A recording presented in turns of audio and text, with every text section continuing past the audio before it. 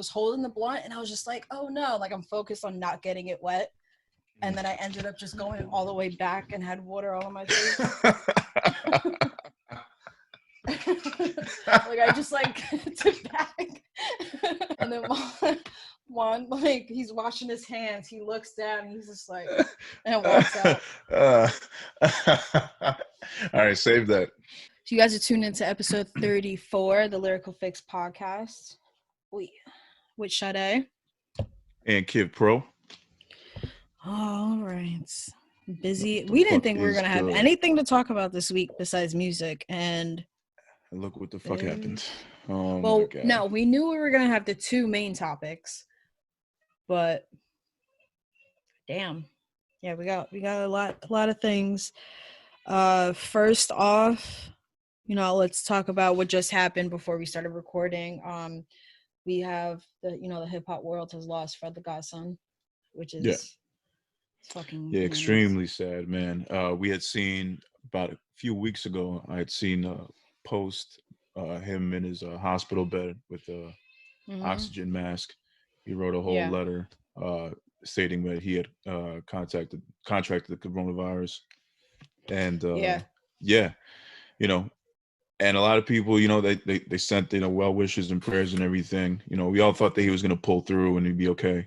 Slim Thug had mentioned the same thing, and then come to find out, earlier, a couple hours ago, we started hearing about it. I didn't believe it at first, but once you start seeing different news outlets and everybody, like, it's unfortunate. And as much as we hear about people recovering, like you mentioned Slim Thug, and then today it was just announced that he's clean. He's not clean, but like tested negative for it. Babyface and his family went through that shit.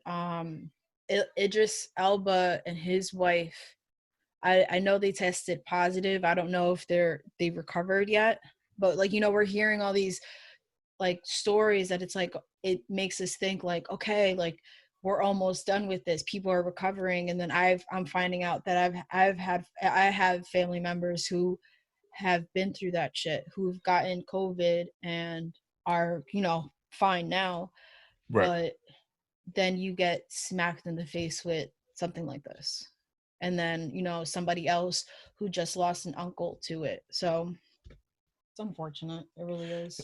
Yeah, man, it's been wild all over, and I talked to a couple of friends and stuff who's they knew the guy or they had seen him, been to one of his shows, collabed with them in the past. I know someone that's collabed with them, like he was a dope fucking lyricist, great person, great father, it was just there really didn't have any enemies in the industry. Like he was a friend to everybody. He was, and pretty much on the mic, not really too many people that could fuck with him. Like people can't sleep on like the techniques and the bars that this guy brought every time to every song he was on, like freestyle, anything. Like this guy was amazing, man, and it's pretty tragic, finding out what happened. No, it is, and it's intense. It really is. Yeah. So to hear all that shit, you already know what we gotta do. Time like this. Yeah, put it on right now. Put it on. Rest in peace to Fred The Godson.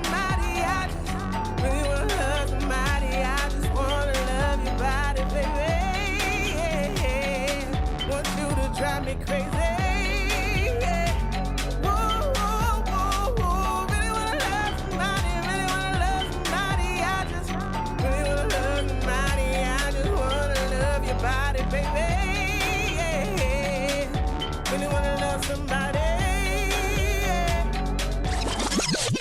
Rest in peace again, Fred The Godson.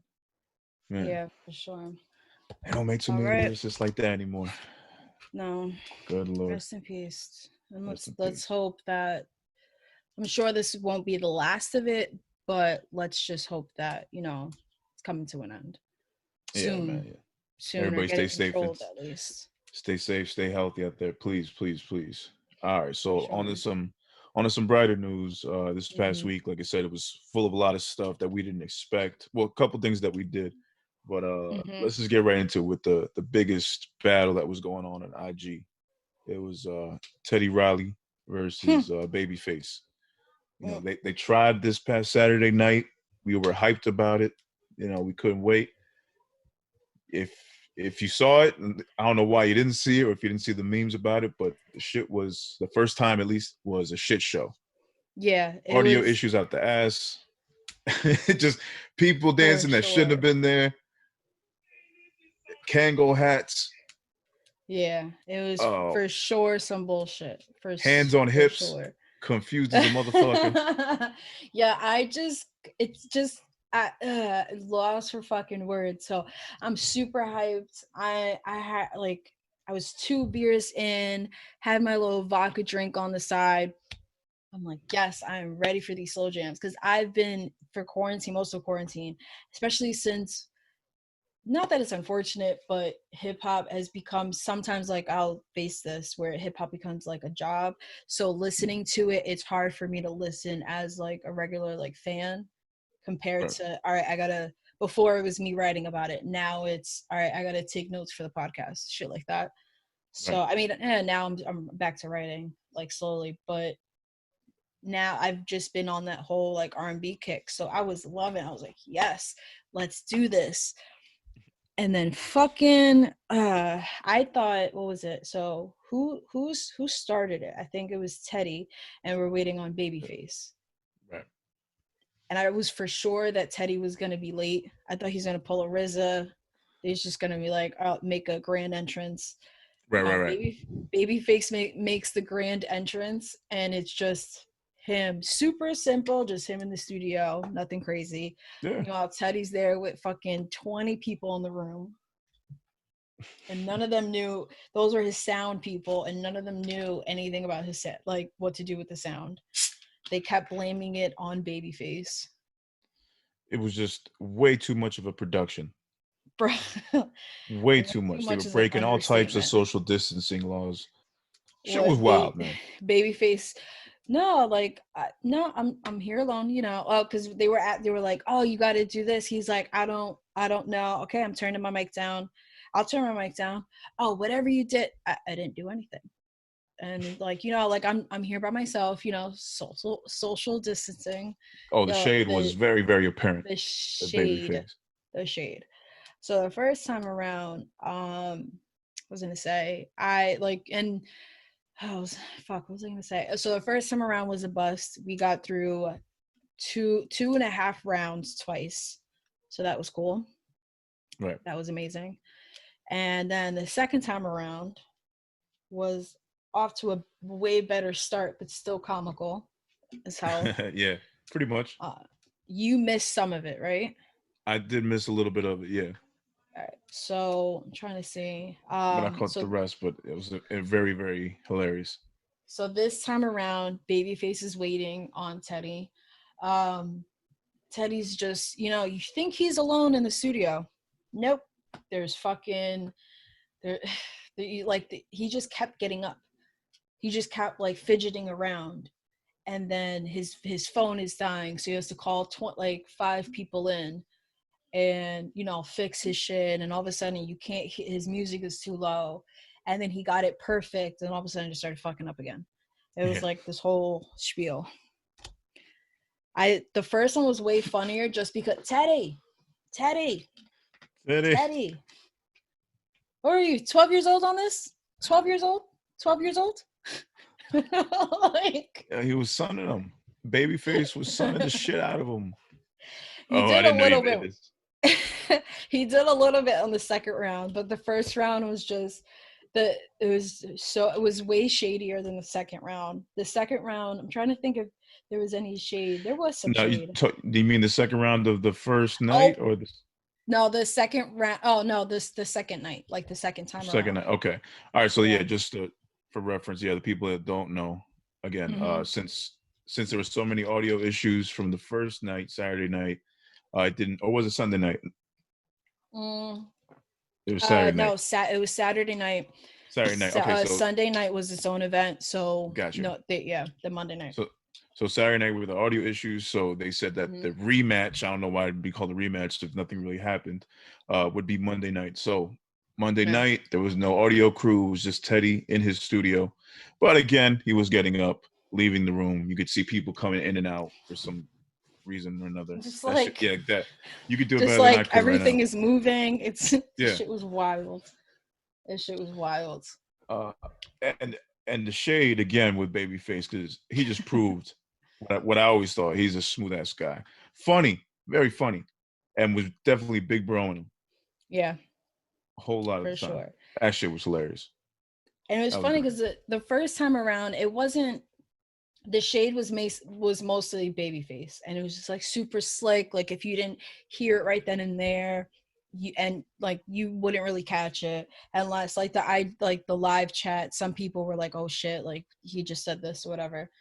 But the second time around, Teddy was like kind of throwing in his shots too. Like it would be like he'd play a song, he's like, "Oh, that's cool. That's that's dope. All right, this is what I got." Bam. Oh no, that's cute. That's cute. Like this is what I got. Yeah. That's a I can't. And he I didn't know. It's like I didn't know definitely, you did that. I had no idea you did that. That was great. yeah. He's like, "What? You did that?" That the thing I appreciate, I mean, obviously like I appreciated this because it's two legends. You got to like I didn't realize like I knew a lot of Babyface's catalog, and he didn't even really get to a whole lot. Like by the time he played Boys to Men, it kind of wasn't even part of the competition. He was just playing it in the background just to play it. He played like mainly, no, I mean not mainly his own stuff. He got through a good portion of his own stuff though. Yeah, good portion of it. And then Teddy, it was not weird, but Teddy just kept playing. I mean, it's Teddy did some soft stuff, like that slow pace, like that deep R&B, but he Yeah. was more, in the club, this and that, or after the club, the after party is what we play, you know. And then Babyface is like, "All right, I'm taking it back to the bedroom." So a lot of those, a lot of them were like, "Okay, how do we compare?" So Right. it was tough for me to really. I tried to judge it. I mean, Babyface won for me, but I mean, I really tried to judge it. But how do you compare both of those? And then even when like Teddy would play some shit, I can't think of like the songs in my head right now. Teddy would play some shit, and then Babyface would come back with like, like a bedroom song, a baby making song. And Yeah. then Teddy's like, "Okay, I see what you did there. Well, I'm gonna stay in, I'm gonna stay in this. I'm gonna stay in the club." It's like, shit like that. I also thought it was weird how Teddy, and even the first time, Saturday night and Monday night, how he was so persistent in doing the NFL thing. It was this whole back and forth. Who's gonna start? You're gonna start? Or do me start? No, you start. Right. Yeah. And then no, okay, so I'll start at the first 10, and then we're gonna do like an NFL thing. And Babyface is just no, Like, we're bro, just so I'm gonna start in the beginning, the first half, and then you start in the set. Like, just why? no need for all that at all. There Yeah, was no by the need. time, There was no need. yeah, we got to the 11th round. It was like the 10th round, and then Teddy remembered, I guess, the NFL. He just like, how they do in the NFL. So he what was it? So the 10th round, when it was Babyface's turn, or 11th, he's like, "All right, so you're gonna play 2 tracks." And Baby's like, "What?" He's like, "Okay." So he'd okayed him, played his track, and then he just, waits. Teddy's like, "Okay, you're going to do another one." He's like, "What?" You could tell, like, he did not want to do it. He was just like, he wasn't feeling it, but he's like, "All right, like, I'm not going to waste time arguing about shit like this." Yeah, it was interesting. There was a lot of intricacies and nuances that were shown from both people. You really got to get to know, or got to know who Babyface was. Mm-hmm. At least got to know a little bit more about him. Like, he's a smooth dude. I Yeah. like everything about him, like his mannerisms and everything. He's just a cool guy. You know what I'm saying? No, And Riley's still dope too. These are two legends and shit. But mm-hmm. I think Two. Babyface took that all the way. Oh yeah, they were just two complete opposites though. Because even, I mean, it's not gonna happen, but people in the comments were like, maybe we should call in R. Kelly for this. Because I mean, you know, like I don't know guess about all that. I know that's how I felt, but at the same time, like, damn, he might have been at least maybe a little bit closer. Because I mean, I don't think Babyface still would have won, but at least his catalog would have been in the same kind of lane. Because I don't think Teddy. It was just two different lanes. I thought it was just hard to like. Okay, how do you compare them? No, you're absolutely right. Teddy was more party music. Babyface was more like slow down R&B, like love making music. Yeah. Yeah, I mean that's pretty much what it came down to. Just two different styles. They weren't as even. You know. Yeah, and That tends to happen. But yeah. they both had hit songs. It's just I think Teddy killed him though. Not What, Stevie. Teddy? I'm sorry. Babyface. Babyface killed him. Sorry. Babyface had brought out the guitar to sing the song live, and then Teddy played Blackstreet right after that, and it's like, damn, no, I'm going for the live. Going for the live. It was amazing though. It's great. I also like the moment where there was kind of some audio issues on Riley's side again. Oh yeah, naturally. And Babyface pulled out the guitar and he's like, "Well, you know, while I'm waiting here, I might as well just play my white song." Oh at first, yeah. I didn't hear it. First, I'm like, "Did he say white song?" Yeah. And then I started hearing the comments. People were saying white song, LMAO. I'm like, "Oh man, he really did say white." And then I'm like, "All right," he played it, and then I'm like, "All right, I don't know this one." He's like, "Yeah, you know, I won an award and everything, best song." The way he said it was so like nonchalant. He didn't Like, even name drop. He didn't even say Clapton. He didn't name drop Eric Clapton. Here's my white song, you know, won a Grammy. I'm like, holy shit. Nothing. Well, I got Grammys behind me, only like 2 of 1,000, but yeah. Right? I'm like, oh man. Like I love how the Monday night, how like what was it? Saturday night, it was super simple. Babyface was super simple. I mean, he was simple in this one, but he had like the velvet jacket. And the Saturday night, Teddy was the one who was just like with the burgundy velvet shit on. Like, I don't know if it was velvet or not, but he had like the whole burgundy suit on with the hat. He's chilling. And then, God damn it. He definitely let those memes get to him because he mentioned it a few times. And the hype man, Brayon, was it Brayon? Yeah, Brayon. Brayon, yeah. Brayon did not show, not once. Only when he had to go on his own live did Brayon pop up. That was it. And at the end, there was more technical difficulties too. Like it got to a point where it's like, yo, we'll just stay on my live. I'll do my song, then I'll hop off and jump on your live, and then you do your song. Like it got to that at one point. It got to that because Swiss Beats and Timbaland had did a live, and they were kind of talking about it, and this explains the issue that you had trying to get into it. So it was about 400,000 to 500,000, so about like half a mil. Yeah. And it was also an extra 3-4 million of people trying to get in that couldn't get in. So like that you couldn't get in. And then I remember when it was funny because when they ran out of their hour, then opened back up, and Carrie Hilson or I think it was Carrie Hilson, she was like, all right, I got in this time because she couldn't, like, oh my God, I can't believe there was Mariah Carey, there was so many fucking people there, but it was, the issue was Instagram. They did a live and like put some videos out too that it pretty much, they crashed Instagram. That's why there were so many issues. Yeah, apparently Instagram is not the best place to do something like this. Like I'm hearing more and more like Twitch has better audio. I'm hearing that like, these other sites have like. So Switch is kind of made for it, right? With the gaming and shit. It's better equipped to handle audio when you're talking to people. Yeah. I mean, I've seen like my brother-in-law, my younger brother, use Twitch, and I've seen them play live on their Twitch channel, and the audio is pretty great. So when you put it that way, I'm like, it probably would sound better playing music off of that. Yeah, maybe. And but then just IG is just the most, well-known one, the most popular one.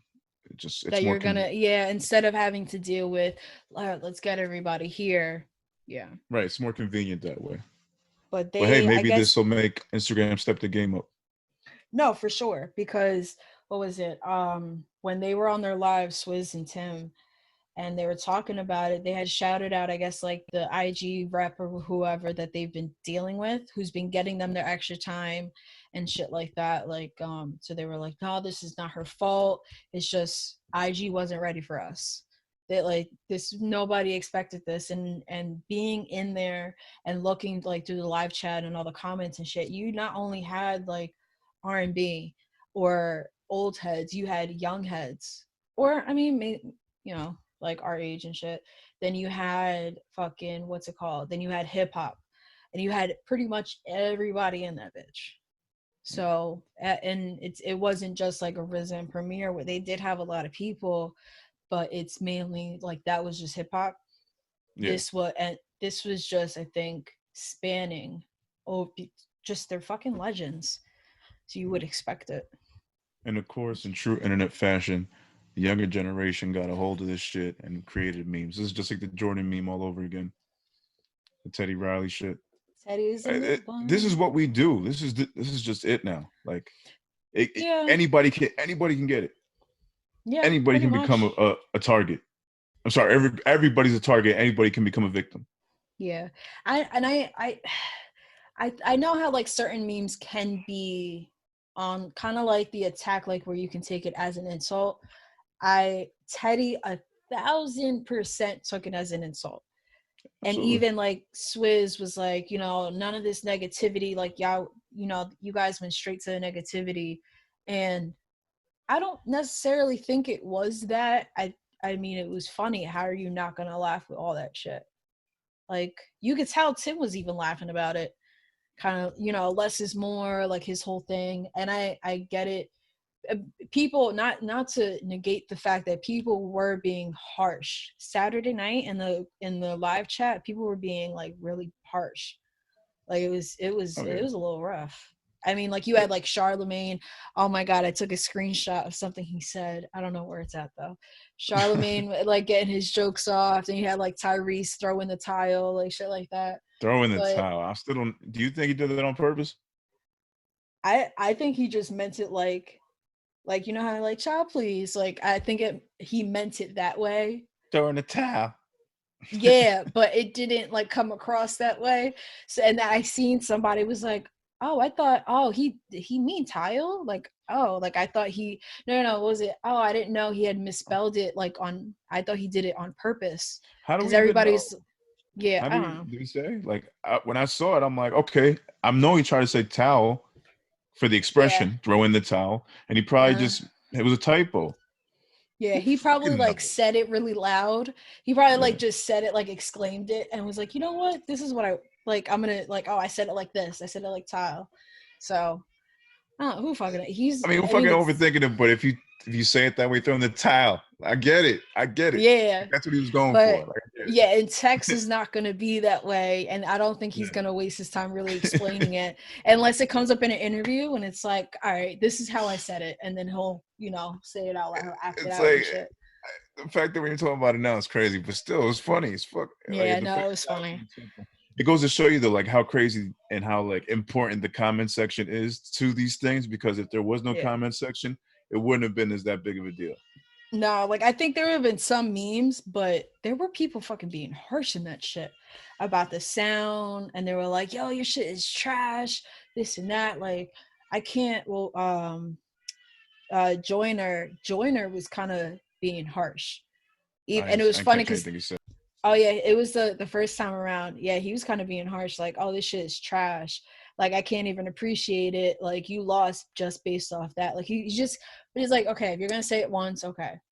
Like, but then to keep saying it, it's like, really? And then what was it? Ty Dolla Sign said, "Shut up, Joyner," or something. Yeah, he was like, "Shut the fuck up, Joyner." Like, they were people going at each other in the live chat. Yeah, can we get into that? Because I did not see that, and then you told I me all gotcha. about that shit. I want to hear more about that. So, Timbaland and Swizz, when they went on live right after, they're talking about it, explaining like the issues they had. They're shouting out. I didn't watch it from the beginning. I had just caught they were live. Right. They shouted out the IG rep who they've been dealing with. They didn't say who. Funny as fuck, because Tim, I mean, I get it was 420. He looked high as shit, but then he also had this like glass of wine that like halfway through like whatever at like my portion of watching it, they did a cheers. He finished his wine, and Swizz, he's a talker, like just talking it up and shit. So he's barely drinking. He's like, "Where's the rest? Like where's the rest of your wine? Like you need a refill." And then all of a sudden, I guess like somebody was close to Tim. 2 seconds later, he comes up with like more wine. He's like, It was the funniest shit. After they had explained all the issues with Instagram, then Tim kind of, or one of them was like, they better be ready for the next one. And Tim just gets all excited and he's just like, I can't. He was like, nah, I can't keep a secret. I can't. And then Swizz is like, don't say anything. And like people in the comments are like, don't, like some people are like, say it, who's the next one? So they kind of like, they alluded to like, they're ready for their next battle, but I guess shit's probably not set in stone. So they're not going to announce it, or they probably want to do that whole like proper rollout, have a post and everything about it and shit. Yeah. So they didn't really announce it, but Tim and Swizz just look so excited. I wanted it prepared for this episode. I have a snippet because Swizz got on his like preaching bag. He was just like, we have like to, I guess, cut off Tim before Tim said anything. He was just like, we got a lot in the bank. We're trying to get the ladies, Missy, and he's just naming all these fucking people. And then he goes into, he was like, and he's like, Kanye versus who? Pharrell versus who? Like he just kept going in. And he's like, Dre versus who? Yeah. He's definitely sounded. I mean, he's a hype man. Swizz, yeah, like, that's what he does. He's producer / hype man. Like that's who he is. So can't blame him. No, and he's made for that shit. And then what was it? He just kept doing this Jesus. He hyped himself up so much that he had like this suit on just for the battle, has like flowers and shit. He just put on like this Italian accent, and as he's showing off the suit. And then what was it? And then when he got himself hyped, he's like, Usher versus who? And shit like that. And then he goes, Jesus, and then does a little church dance and like does this thing with the camera. He's like, Jesus. Yeah, it's the best I ever recorded. It's the best fucking thing. Jesus. Talk.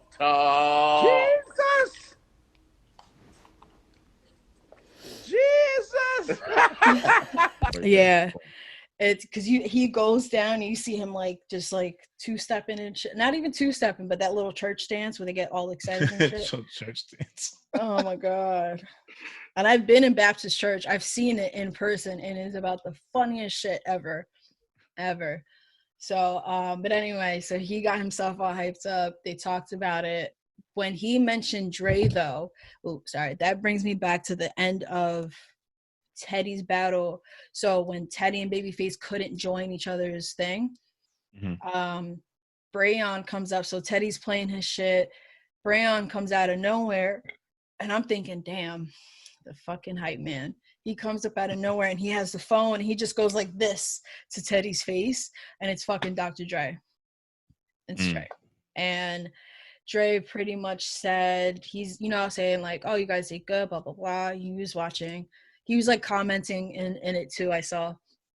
And what did he say? He was just like, oh, because Teddy had mentioned like, yeah, this is cool, for the culture. He's like, you should definitely do this.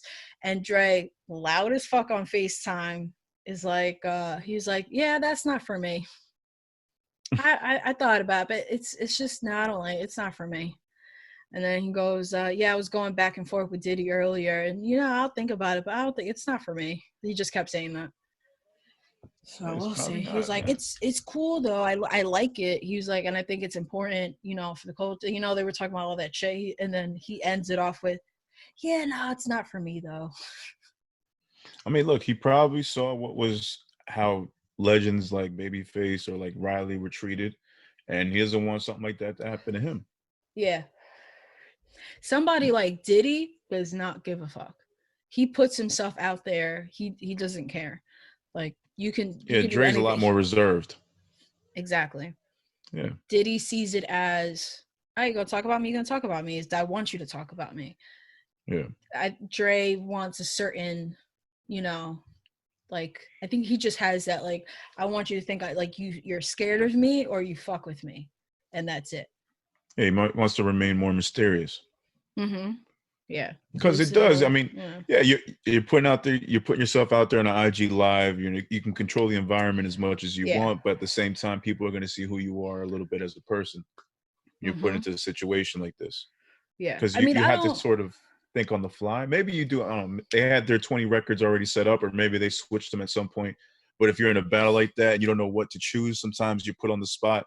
Like your true personality comes out. You know what I mean? When you're under pressure. Yeah. I don't know if that might have been. Maybe. I mean, like, Babyface was a lot more prepared. If we're talking about, like, tell. Just this battle, he was a lot more prepared. Yeah. Even, like, Teddy didn't give up too many stories. Because if he felt, like, challenged in any way, if because Babyface was putting out a lot of, like, uppercuts, then you automatically knew that Teddy kind of felt salty. Like, damn, you played that song. Could be like, oh, that's cool.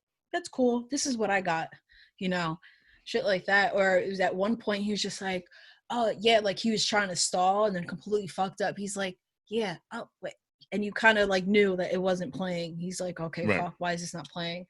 But Baby, he's like, oh, funny story about Michael Jackson, and this and that, which I love his Michael Jackson accent. I mean, voice. It was amazing. Impression, yeah. That was another great part, man. The stories that they told in between the songs or right before the songs came on. We got like 3 Michael Jackson stories, like 3, 4. Yeah. One about Halle Berry, one about Madonna wanting him to dress as a woman, and then the other one I can't remember.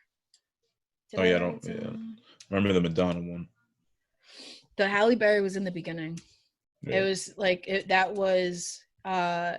that's how Babyface started. And what a way to fucking start. So Teddy played his shit. It was the SWV song with the Michael Jackson sample. And then he played that. Babyface was like, oh, so yeah, one time, Michael called me and it was about Babyface hooking him up with Halle Berry. And he's like, I don't know about that, but if I play this song, she'll like it, or some shit like that, or something like that. So he played it. I don't remember the third one. Damn, I don't remember it. But it was cool to hear those stories and shit. Yeah. So, yeah, it was cool. I like that. No, it was fucking I think that's the major thing, because even like with RZA and Premier, like how would you have known this without seeing them talking about it and like having them play their shit, and they barely put a dent in their catalog. It was dope. Yeah, it's so many records to choose from, man. I mean, Babyface has so many number ones, so many chart toppers, like so many hits. It's just tough, man. I mean, that's the whole point of the battle, though, like to find out what they would choose in a situation. Yeah. Oh no, he played one Boyz II Men, the I'll Make Love to You, and then that's when everything crashed. It was Teddy's turn. Right. That was Teddy's turn, and everything fucking crashed. I was just thinking about it now. There was no 112 played. Some new edition. Got a couple Tevin in there, but that was just so amazing. Tony Braxton. Yeah. Oh, Tony. And then Babyface, he ended when he had to just go to his live. Which one were you on? Do you got to see that one when Babyface ended? When he ended his, no. He ended his, he explained like, with the issues, like I'm gonna play one song and that's it.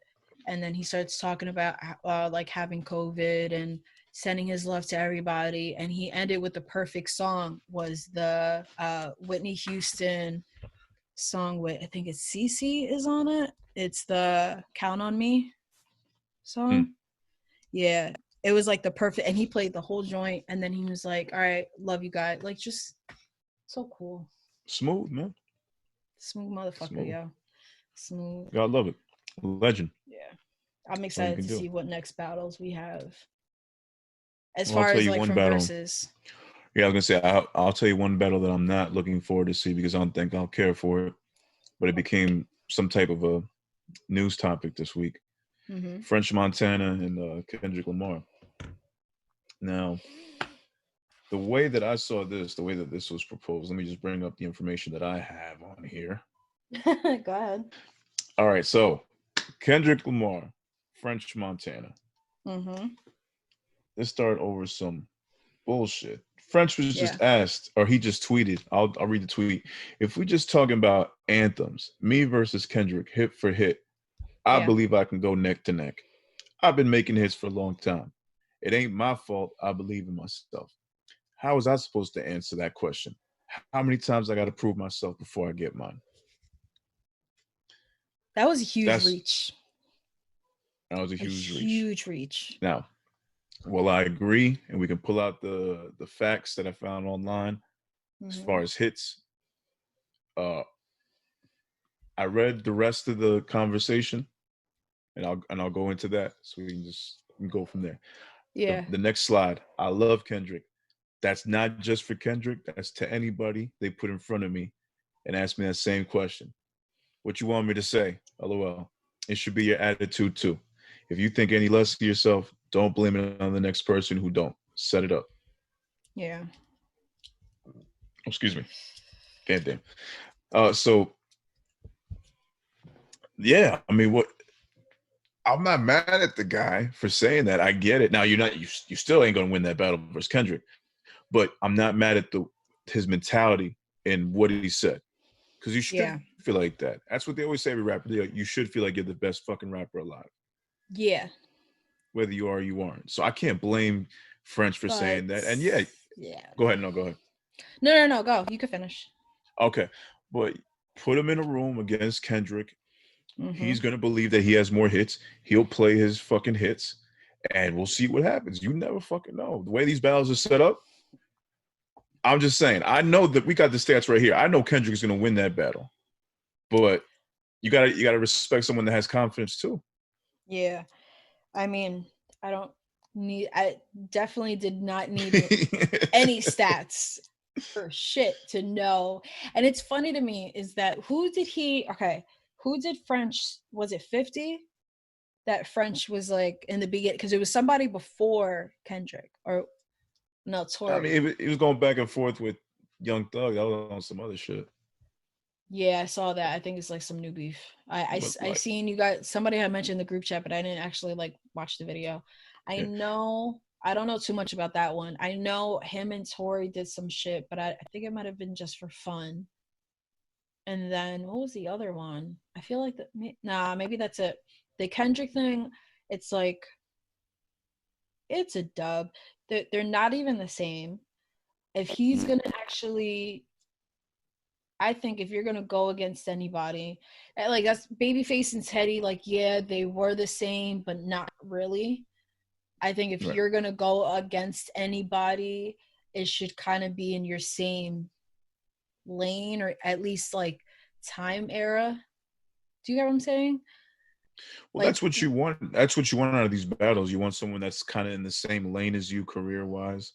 Yeah, like achievement-wise.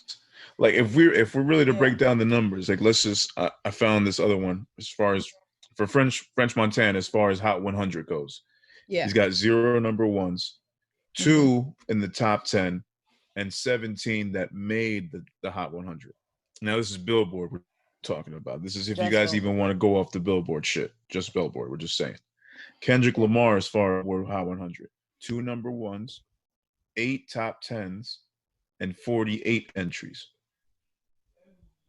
So now as far as the RIAA, the awards that certify whether you go gold, platinum as far as that for sales or streams, whatever it is these days. French has 4 gold tracks, 9 platinum.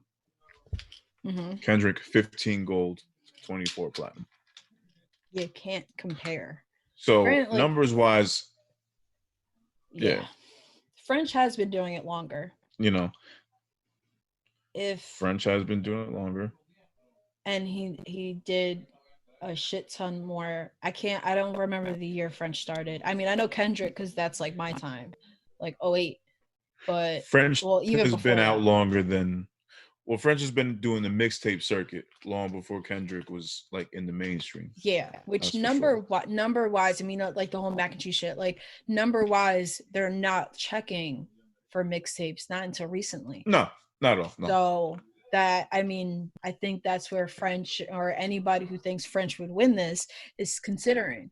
So Grant, okay, given that maybe, but then why would you try to why would you go against somebody if you're gonna, you know, not take regard of like the numbers are a little off because they're not considering his entire catalog, and catalog I think catalog does include, it's not specific to just albums, they include mixtapes, you know, EPs and shit. But at the same time, like, why would you not go after somebody like Jim Jones? Like, they were literally Max B, like you were connected, you ran the same shit before. Without a fucking doubt. I was just about to ask you too. And they just squashed some beef too. Did you see the? I didn't get to watch the video. Yeah, no, I did. There's a little live shit that they just pulled out the clip, but yeah, I saw that. Nice little piece thing. Yeah. Nice little truth call. I was gonna ask, going back to the Kendrick and French thing, can you name the 2 tracks from French that made it to the top 10? Unforgettable, and the other one I have no idea. It would have to be Unforgettable. Was it Unforgettable? Yeah, it was. The other one was definitely Forgettable because I don't remember it. Ha! Gotcha right there. Lockjaw with Kodak Black. Shit, that's right. Which that was a fucking dope song. I love that song. That was. But it's sad because those are, even for some fucking reason, he put it on his last album when they were years apart. Like, how, I don't even want to get into that because that whole thing pissed me off. When I saw it, that's another reason why I didn't listen to the album, because you have. I know what you're talking about, yeah. Yeah, because the last album, I remember, like, we were talking about, okay, what albums are we going to talk about? This is the, you know, these are the people that came out, and I seen stats where it was like he had this amount of tracks, this amount of features. I'm like, not more features than you have tracks, yeah. So when I saw it, I'm like, you know what? I'll still listen, whatever. I'll still listen to it. And then I saw the track listing. How do you have Unforgettable and that's been out forever? Lockjaw has been out forever. They are hits. They are club joints. They are hits. You know, I've gotten excited at parties when they came on, and, you know, but that's not even current. No, it's not. No, it just didn't. And that his project dropped earlier this year or last year. It was last year. Yeah. And there's another slide that I found. People that actually put together French's songs. And it's like, well, this is what he would put down. If we were to pick 20 songs. Yeah. 20. And this is ones that he put, I think he posted as well. Shot Caller. Yeah. Ain't Worry About Nothing. Don't Panic. Yeah. Pop That. These Hoes Ain't Loyal. All the Way Up. No Shopping. Stay Scheming. Lockjaw. Yeah. Sanctuary, which I don't know right now. Sanctuary. Chop It Down. No Stylist. Work Remix. Shmurda Remix. Ball Drop with Fabulous. That's another great French track. I love that one. That one's a good one, yeah. Ocho Cinco. Yeah. Nobody with Ross. I'm not sure which one that is. I think I know it. Chopper Down, even though before I said 11 and it was Chopper Down, but now it's Chopper Down. I don't know what that was about. 19 is Marble Floors. And last one, Unforgettable. Time out. Did he list the same track twice? It looks that way. It looks that way. He did. 11, let's be real. Number 11 is Chopper Down, Chopper down. Number 18 is Chopper, Choppa. So what he did was 11. He's like, Yeah, I did do that song, Chop Her Down. And then you know he has an iPhone, it autocorrects, and he kept writing, and then he's like, wild. Oh yeah, chop it down. And then fuck out of here. And then what's the other ones? French. I almost take back everything I said. Trying to defend you. And what was the remaining, or does it matter? No, that was all of them. That was all 20. And then Unforgettable's the last one, right? Unforgettable's the last one, yes. Before that was Marble Floors. Yeah. So he would get now putting that list out, and he put it out himself, right? That one list that you I don't know if he put it out himself, but he did post it. So he was in agreement with it. Okay. Well, if he were to go with that,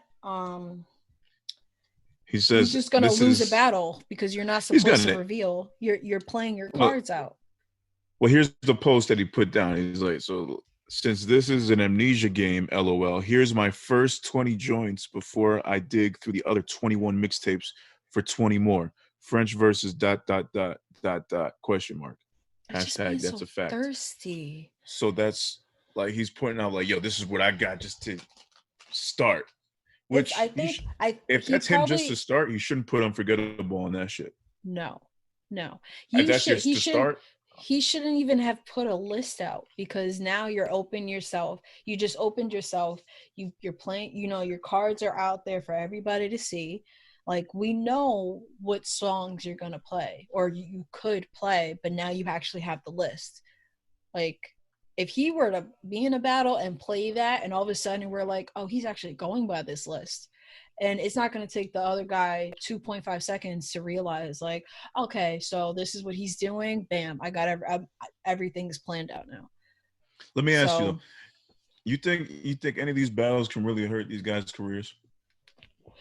No.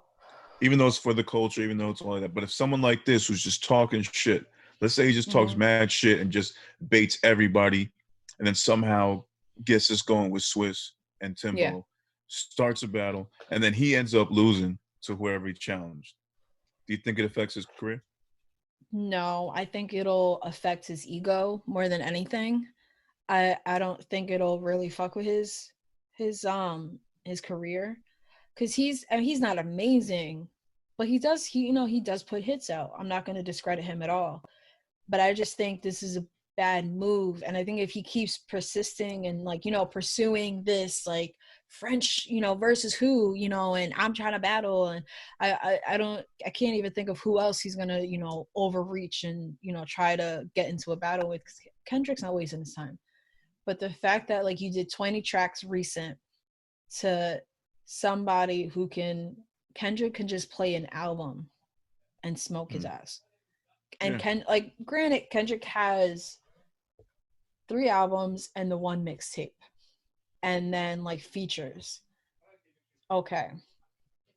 But I just don't, I think he's thinking of it as, he listed his 20 of recent top, they're quality. They got some quality to them. Some of them are top quality and shit. They're good. But I think he considers himself top tier, but I don't think he's exactly top tier. He's close enough. Close enough. I mean, he's got a few Billboard top 10s. Yeah. I don't see him in the same ballpark as Kendrick though. Maybe I don't even know Jim Jones, and they're the same thing. I don't But at the same time, it's just like what we said before. This is 2 different styles. Yeah. Just like Babyface and Teddy Riley, it'd be the same thing. There's 2 different styles. So it's and also music is subjective. Yeah. This isn't like sports where you can just really determine a score and a winner. People vote, but it's never going to be completely neutral. Yeah. By what was it? So say it's round 12, right? So during the Teddy Riley and Babyface shit, people were saying, oh, 12-0, baby. I did give some tracks to Teddy. Oh yeah, Teddy definitely got some rounds off that. No, he he won some rounds. He didn't, complete. Everyone's like, oh, you completely lost, blah blah blah. But then there were people in Teddy's live that were like, oh, you won anyway. No, he didn't win. Don't don't I hear what you're give him the saying. Like, false. well, because it's what we were saying before. It doesn't ruin your career if you lose them. Yeah. You still won something. Teddy Riley still gets his props now. He gets brand new fans to check out his songs that people did like. Because whether or not the song was better or wasn't better than Babyface's, it's still a dope ass Teddy Riley song. So if you weren't in tune with him before, you are now. Yeah, in that sense, he won, and everybody won. But in the battle sense, it's not like he didn't completely lose. So when I saw that, I'm like, all right, now Teddy did win some. He got some shit off on his rounds. Like, he's not a complete fucking loser. Like, and when it comes to legends, and that's what they've been mainly doing is legends, then I don't think it would hurt their career. When it comes to French, would you classify? Yeah, he's making it personal. Constant. I think he probably feels the type of way that he hasn't gotten reached out, because clearly he hasn't gotten reached out. It's because he's not on that level. He's not on the level of a Riley and Babyface. He's not on the level of a Scott Storch. And because they're going after a certain type, because either they mainly want legends, because that like not even that certain type where it's Manny Fresh guys, like they've been in the game for like decades, Babyface, Teddy Riley, shit like that. But then you had like Neo and I never know Jonte Austin. Yeah. I never know how to say his name. I love his work though. T-Pain, Little John. Yeah, like they haven't been in as long, but they still made a name for themselves. They're still legends. And French has made a name for himself, but if I wouldn't classify him as a legend. That's what I'm saying. The person that I want to see, because I know, like I mentioned before to you, that had a chokehold on the industry at a certain time. I want to see Nelly go against somebody. Nelly and Ja Rule, I think, would be fucking dope. Nelly and Ja Rule would be dope. I think Swizz mentioned Nelly. He mentioned a lot. He even mentioned MC 10 Light. Tracks. But 10 tracks. I don't think Nelly got 20. No, I don't. Ja Rule got 20. I'm playing. Ja Rule could go 30. I don't. Nelly, I think he could. Damn, I don't know. He could probably go 20. We should propose that just on a probably little poll on the IG. Nelly and Ja Rule, who would take it? 20 rounds. Yeah, let's do that. All right, yeah, I'll do that. Ja Rule is like insistent on doing 50. I mean, which I get. See, that one, that makes sense, because they did their, they got their rap and shit off. That they did, they followed what was trendy back then with, having a singer on the hook and chorus, like, shit like that. They did their love songs. See, that makes sense. Kendrick and J. Cole battle would be fire. I don't know. I wonder if they would ever do I don't know what labels. I didn't really look into what labels the other ones were on. If they would do Kendrick and anybody on his label, I don't see that. See, but then do you pick somebody based on someone that has close enough achievements to him? Because if we go, I don't know what the numbers are with Babyface and Riley as far as who's got more number ones, who's got more Grammys. Babyface has more Grammys than that I assumed. Yeah, he has an insane fucking number of Grammys, and what's his name? Teddy doesn't really have that many. I mean, he has a lot. It's Teddy, he's a fucking legend, but compared to Baby, no. Jesus. Oh, I can't wait to get that sound bit. Jesus, that shit was so funny. Fuck. But I'm trying to think. I'm trying to find a pattern. So they're doing legends. Versus TV is definitely about legends and getting that hype up, and if in case you didn't know, this is Scott Storch. In case you didn't know, this is Manny Fresh. Shit like that. So they got their legends, Babyface, Teddy, and then you have Little John. I wonder who would be next. Who was before Babyface? Was that Little John? Before Babyface was premiering. Oh, it was RZA. Yeah. Maybe it's going to be a producer battle. They're going back and forth. Songwriter. Maybe. I don't remember now. Because I know they did the producer battles and then they did the song. This one, I mean, Babyface, he fucking does everything. You just need somebody that's what? Oh, talking about Babyface and then talking about French. Remixes do not fucking count. I do not care. And I know we've talked about that. Yeah. Yeah. No, but then again, to like Baby's like, oh, I didn't know we could play remixes. Like, you know, I don't do remixes anyway, so it doesn't matter. Anyway. Yeah, it don't matter to me. That was funny as hell. I will say this now because French, French had like 2 remixes on his list, right? Yeah. Does not count. You can't. No, not at all. So unless okay, so if his thing is just so like my verses, like it's gonna be literally like my verses versus somebody else's verses. Right. I guess in that case, a remix would count. And we're back. Oh man! All right. So enough battle talk, man. The battles, they're coming. You know, when we hear official word of them, we'll get into it more. But those were dope. Let's move on from that. So this past Sunday, ESPN finally, after moving up the release date, they dropped the Michael Jordan Last Dance documentary, which chronicles the last year of the Bulls championship, their 6th championship. And it was the last season before Jordan retired again for a second time, and the team was broken up. So they got more into the history of what happened and the story behind that, involving the general manager at the time, Jerry Krause, as well as the other players, including Scottie Pippen, Dennis Rodman, Steve Kerr, Coach Phil Jackson. Just for all sports heads and just for me, a personal fan like of MJ, like it was like a real fucking treat to just go back in time and learn some stuff that I didn't know before. I thought I knew everything there was to know about Jordan. Like I know the conspiracy theories, I know about his stats, I know about all the 6 championships. But you know, it's always cool to learn something new. And he mentioned before 2 crazy things: that he decided to put out the documentary when LeBron won his championship in Cleveland. I don't know the reason for it. I just know that that's when it happened.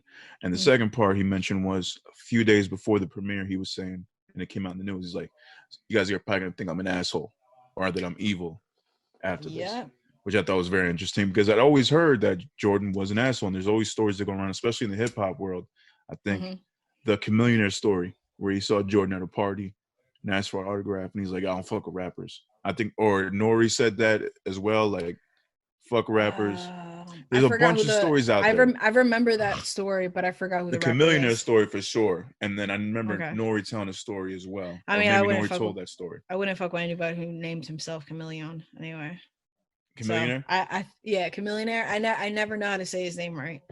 So but at the time, it's like there. Oh, come on. But the fact if it was Nori, that's disrespectful. That's a little fucked up. Because Nori was, he was out. He was starting his rap when Jordan was in the 90s. Yeah. So you would think. Why? Like, how do you just... Oh, Noriega. Oh, so good. It's that shit. All right, so the documentary brought me back, that's why. The documentary was great. No, it started everything, went through high school years, went through college years, just him dominating and shit to his rookie year. Yeah. Like, it was real interesting, and it's only the first 2 parts. The first part was just getting you into the zone of what's going on, what's going to be talked about. Yeah. The whole scope of the stuff. I didn't know that much about Jerry Krause. I didn't know that he was trying to break up the team, like, no matter what. Neither. That was wild. But, go ahead. That whole, like, especially with the first episode, and then, you hear more about it, and I'm sure because that was such a major part, so we're going to hear about it in the next, 8 episodes. That shit was just insane. Because, I mean, I was super young when this was all happening. Like, shit, I was fucking born in the middle of it. But oh my God. In the beginning, calm the fuck down. Just hurry up and tell your side. I'm disgusted already. He was a bull for fucking 8 years, and then I was born. He still had some years after that. Oh God. What am I even doing? Why are you even talking about this? Shit, he was a fucking bull when you were born. Seeing that, because I've heard about it before, and like, you know, all the theories and shit. But seeing that tension and like the cameras that followed them that year, and then like the jabs you see Jordan throwing, like, oh, like, you taking short pills, or, you know, are they those diet pills, or, oh, you want to do some layups with us? You know, you lower the rim. Yeah, you know, shit like that. So you see it as, oh, like, just joking around. But then when you know, now you're finding out the real tension behind everything. Yeah. What the teammates and everybody else knows, that you're just like, oh shit. Because if they had played those clips without it, it'd be like, oh, they probably just, you know, like, was it Josh around? Like, they're just probably joking around and shit. And Josh around. I mean, cross is white. You know, I got to throw a white term out there. But if you see, you see it at first hand, it's like, oh, I just busting his balls, you know, shit like that. It's nothing. But then finding out about all this and that, then him telling fucking Phil Jackson it's your last year. Like, how do you just throw away somebody like that? How do you, and then I mean, I get it, as a GM, he did do his job. Like, you know, he did pretty good bringing in, you know, Scottie Pippen and shit. But then for him to think he has so much, like this authority over Jordan, which, I mean, technically he did. But what was it? One of the guys was saying, like, he thought he could do this without Jordan. And I mean, no, you can't. He's making all these decisions. Although it takes more than one person to win a championship, you still need someone like Jordan to make this thing happen. Yeah, for sure. And while yes, they can admit that homeboy did his job as a general manager, like, he put all the right pieces around Jordan to make this happen. We can give him all the credit for that as well. It still takes the players to go out and make that happen. Because on paper, it looks good, but does the chemistry work? And then you said it. Yeah, but you said it right, because he's putting these pieces around Jordan, because it's just so insane. And it was funny when Jordan first got drafted, and they're showing that shit, that the other players are like, oh, it's, you know, it's a bit absurd that, like, shit. I mean, I don't remember the exact quote, but like, no, it's a bit absurd that they think that one person can change the whole that he can carry the game. Yeah. Oh, he doesn't know what he's coming into, and blah blah blah. He's the rookie, and he was actually fucking shorter than most of the players there. And then for him, 2 weeks done. Yeah, I'm carrying the team. Yeah. And then, by the third game, he made his impact. Mm-hmm. They show that. Yeah, by third game, made his impact. And his first fucking year. First fucking year, and then the second year went through the injury and everything like that. But yeah, no, very interesting story. I'm so hyped for the rest of the fucking series. Yeah, for sure. Yeah, man. No, it's just something great to witness again, and it really just puts into perspective, like, you remember, even for the younger kids too. I think it's great for the younger kids to see this shit who didn't get to see Jordan play live, or maybe caught him like during his Wizards run. Yeah, but like, yo, like, reason this dude did what he did, like, this is why LeBron is like out here doing this shit. This is why Kobe was out there doing this shit, because of people like Jordan. Yeah, no, Dwayne Wade, even like, they had, you know, the clip of him talking about it, and I'm sure they'll get more. Like, I'm sure LeBron has to be in one of these episodes. It would be cool if they actually. That'd be insane if they had a Kobe one too. I'm sure they would. I saw footage. They've been filming this for a long time. They've been filming something. The last 2 years of Kobe's season, they had a camera crew with them everywhere, so it's gonna happen. Yeah, for sure. You already know that's coming. And that was, and LeBron will have the same thing. Oh, 1,000%. Yeah. But no, but I'm saying, like, for like Kobe making a comment with Jordan, they might, maybe, I don't know, but I'm excited to see the rest of it for sure. Yeah, but that Kobe doc is coming soon enough. Yeah, but how insane was it for, what was it? I forgot what season it was, when Jordan was injured and he's fighting them on the time. Oh, that was the second season. The second season, right? That was like 85. Yeah, all for a that was fucking crazy. draft pick. That's what pissed me off about the Giants too. Like, I understand it's about the draft pick. It's about the lottery, but still, it's fucking annoying. Yeah, because it just goes against everything that he stood for. Mm-hmm. You know, And like if you guys still have an opportunity to win, you should do it. Yeah, and he had high hopes. Like, he went into this having high hopes, and then just in your fucking second season, it's like, okay, now you're seeing it. And I'm sure you probably saw a little bit, maybe not in the first season, because he was like the golden boy, and he remained the golden child for the rest of it. But that one season, I think, really fucked him up. Yeah, he wanted to give it his all. He still wanted to keep going. He figured if he had a chance to play, and they had a chance to make it to the playoffs, why not? Yeah, you know, it's insane. And of course, by them getting to the playoffs the way they did, they lost their shot at a top 10 pick. But you know, they still had Michael Jordan. That pimpin' it all worked out. Pimpin' story is insane. I mean, he made his money, but to be that underrated, sad. Yeah, he was like the 122nd highest paid player. He was the sixth in the Bulls, 122nd in the league. Yeah. I mean, I understand his reasoning at the time.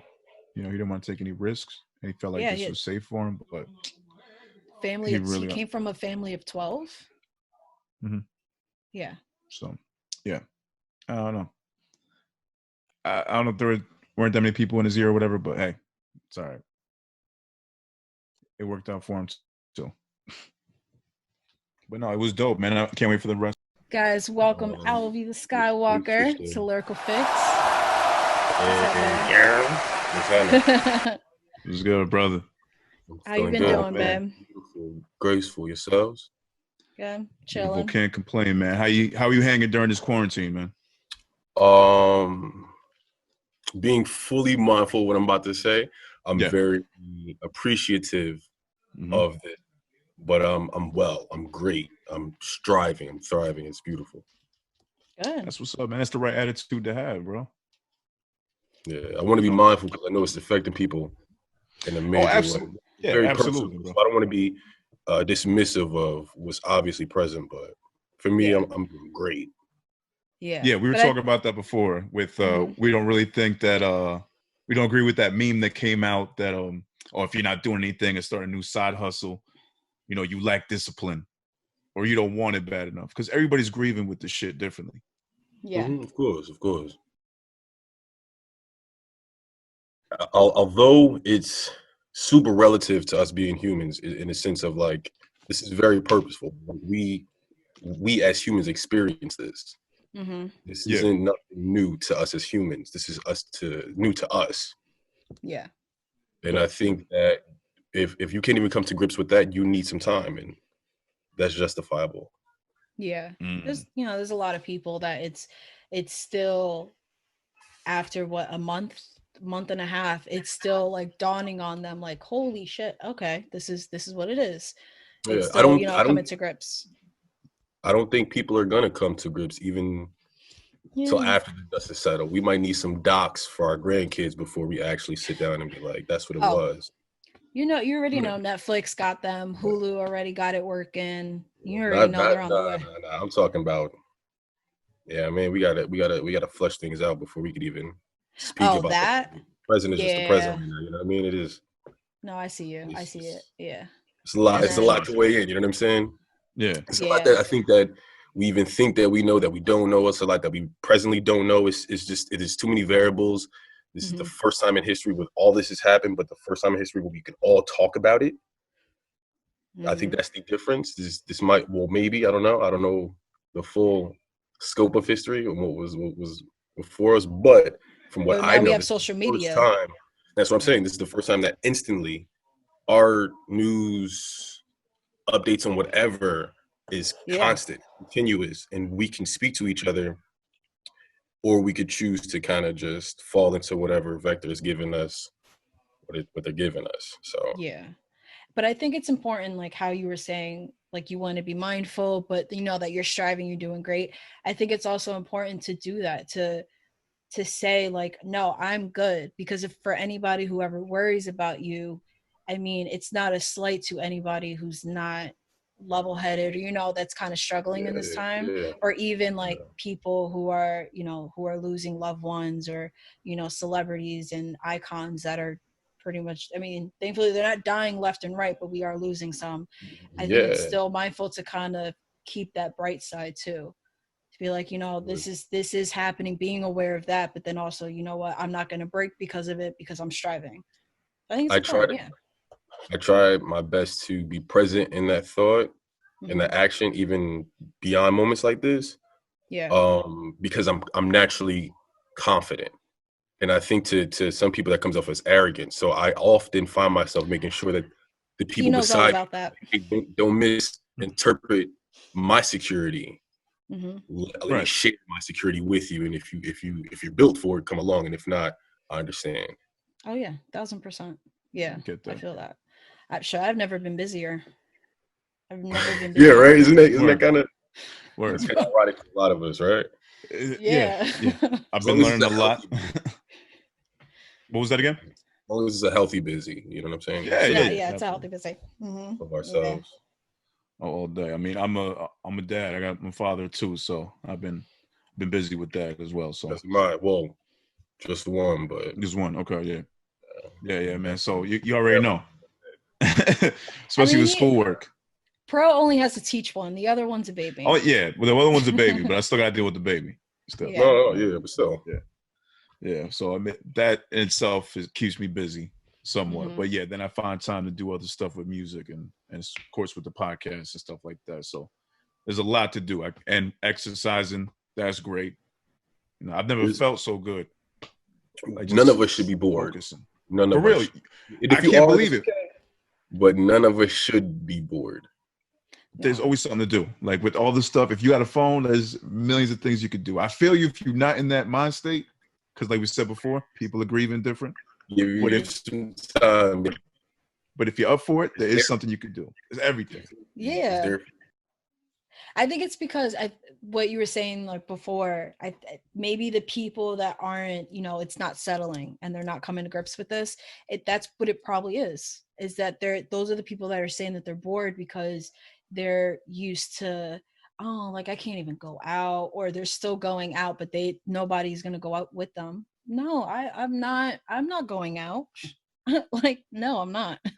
Like shit like that. So the people that are sitting home bored, no, there's you could fucking fill up weeks, months just watching off Netflix. Or if you're not a creative type, if you're a creative type, I went a whole week not watching anything, just working. I kind of burnt myself out though, but it's not ideal to work imagine. Straight. Yeah. I got too excited and got a little overzealous and slowed your boy right on down. Yep. Word. Yeah. Drake just went straight down, just like, oh damn, no, I can't do this. Yeah, you can really burn yourself out creatively during a time like this too. Yeah. People tend to forget that too. Like as much as you think, all the free time I'm gonna do all this and all that, you burn yourself out. You start thinking, you start working with ideas too much. Eventually you get tired too. You have to live too, you know? That too, yeah. Absolutely. Yeah. I think that enhances the art too. Yeah, we're not fucking robots out here. No, I was talking to B earlier and I'm like, I'm finding the balance. Like, nah, she's like, okay, good, because there's a shit ton of like more artists are coming. I was like, all right, no, I'm good. I'm finding my balance. Yeah. Yeah, we are not. Yeah, business is not slowed down. Well, like a little bit, but it's gonna pick right back up. That's for sure. All right, so let's get straight to the shits. So you, my love, just dropped projects not too long ago. Not Above Nature, but Naughty by It, which, by the way, I love that. Yeah, the title I'm a nature by, like I'm a Naughty by Nature girl, so that was my shit. I love that one. Thank you. It's very, very relative to today. It's my place in the universe, not above nature, knowing that as small as an ant, but Naughty by It is displaying exactly where I'm from, and it being New Jersey. So where I'm at in the universe and where I'm at on the map. I love that. All right. So you always love to get some background context on what's going on with the title. That's what's up. Yeah. Fuck with that. Hell yeah. Thank you. Because something go ahead. No, go ahead. No, Or we with the did it title, again? I know we keep doing this shit. No, I didn't want to ask you though, because the title, I always wondered, because I know some people were like, oh, it's a play on words, but you seem so, and I went through the website and I saw, what is it called? A Glimpse into the Dark. I got my Glimpse into the Dark. Nice. That you, no, of course, that you are super creative. You can just tell by like the aesthetic of like your feed, your Instagram feed alone, before you even really dive in. So I figured, I'm like, no, that's not just a play on words. So it's cool to find, the meaning behind it. So that was good. I like it. Initially, I think I knew I had the idea, not of the concept, but of the word play. And I knew what I was learning in the scope of like my life, and I was adjusting to things. So I kind of, it just fell into this place. Yeah. Now, was that the direction you were going to take initially? Did that change over time as you were creating the songs? Well, so the entire project is produced by a New Jerseyan by the name of Sincerely Chico. Right. He's naughty with it, no pun intended. Actually, fucking pun intended at this point. And I kind of just took his lead. I heard the production from him. Didn't any records? I actually met him in the Taco Bell. He had some. Oh, word. by the drawing on his Vans, I knew he took pictures or did something. I asked him. He was like, "I got the beats. What's up?" So we sent them through. Just like that. Word up. Just like that. And the production let me. I just followed suit, and then once I got the material, then I went. He was like, "All right, so what is this? What am I titled? What's the title of it? What's the cover? What's that?" I let the music at me first. Well, his music, because I wanted that. If we're collabing, I want to make sure your intellectual property is just as much as infused as my intellectual property. So right. I gave him that room, and then he gave me what I needed. He gave me my canvas. Oh, dope! I like that. So you went hit by like his lead. Yeah, I like that a lot. Yeah, that's good. That was kind of like a mindful thing, because I've spent some time now making sure that although I'm a producer, my goal as an MC is to work under other producers. Okay. That's a purposeful goal of mine. It's kind of the opposite of a Cole or a Kanye. That's I want to sharpen my craft under someone else's music, because I already know what I could do with mine. And then when it comes to production, I'd rather spread it amongst other people and sharpen my producer, tactics with other artists. Yeah. So that's kind of what I'm in the process of doing. That's good. Okay, so more of a collaborative effort. Yeah. And it's definitely important that because there's a lot of producer and MCs that just don't know how to do that correctly, or don't know how to they can rap off another beat and do music with another producer, but it doesn't complement in that sense. Or it's just like, all right, you sent me a beat pack, cool, I'm gonna rap on this, and then that's it. Where you think more intricately with it, like you're like, no, I want to make sure I highlight you, like I want to make sure that if I'm going to use your beats, that you're going to be kind of more, your music is more involved in it, in that sense. Yes, where you're not, because a lot of MC producers, they'll do that with their own stuff because they have the vision, they made the beat for themselves, things like that. But when it comes to the other way around, they're just like, okay, cool, thanks for the beat, like this is what I have in mind, not really considering what the producer may have had in mind, kind of in that sense. I mean, sometimes it's as easy as being able to just you got beats, so you use them, but sometimes there are people who are worth your investment. If it's not financial, it's just the time or just the consideration to say, let's do this together, or let's split this together, or whatever the case may be. It's like it's a mutual respect. I'm a producer, so I know that feeling. I know what it feels like to have someone have your beats and sit on them. I know what it feels like to send beats and them not be used. Yeah. Plus, I genuinely know that I'm a leader, and I think being a true leader is to know when to let someone else lead. And I'm very comfortable with that because I'm secure. And that security comes, just you do it, bro, and I'll meet you halfway. I promise. Yeah, I like that. So the fact that you guys were able to connect after that meeting at Taco Bell, that made the whole writing process easier. No, they're going to do it regardless. What it did was it allowed me to see his sincerity and what he wanted to do. Yeah. You know, regardless of which, like I said, I'm going to take care of myself, but I love to see, you know, other people taking care of themselves and we can take care of each other. Like you're not taking advantage of him. Yeah, which happens with a lot of producers. What's the benefit when I am a producer? What's the benefit when the homies are producers? What's the benefit when I'm an MC? What's the benefit when the homies are MCs? Mm-hmm. Right. We eat lateral. We not eating, digesting, and you get the scraps. It's lateral, baby. That's it. Yeah, I eat, you eat. Yeah, pretty much. I like that. What was how from Taco Bell to releasing this? How was that? How long was the writing process? So I'm sure you didn't really like sit too long on these beats. No, it was quick. It was really quick. It was really quick. Yeah. But we linked. So I think before we did this music, I helped him link up with a few other artists. Oh, nice. Before we did business, I try to keep in mind my compadres who are working on material and try to, if I can, offer like, yo, I know somebody who has this, I know this, or whatever the case may be. It just so happens that I knew a couple of people who were moving and working and creating, so he was able to extend his product to them, and then we kind of move forward from there. Yeah.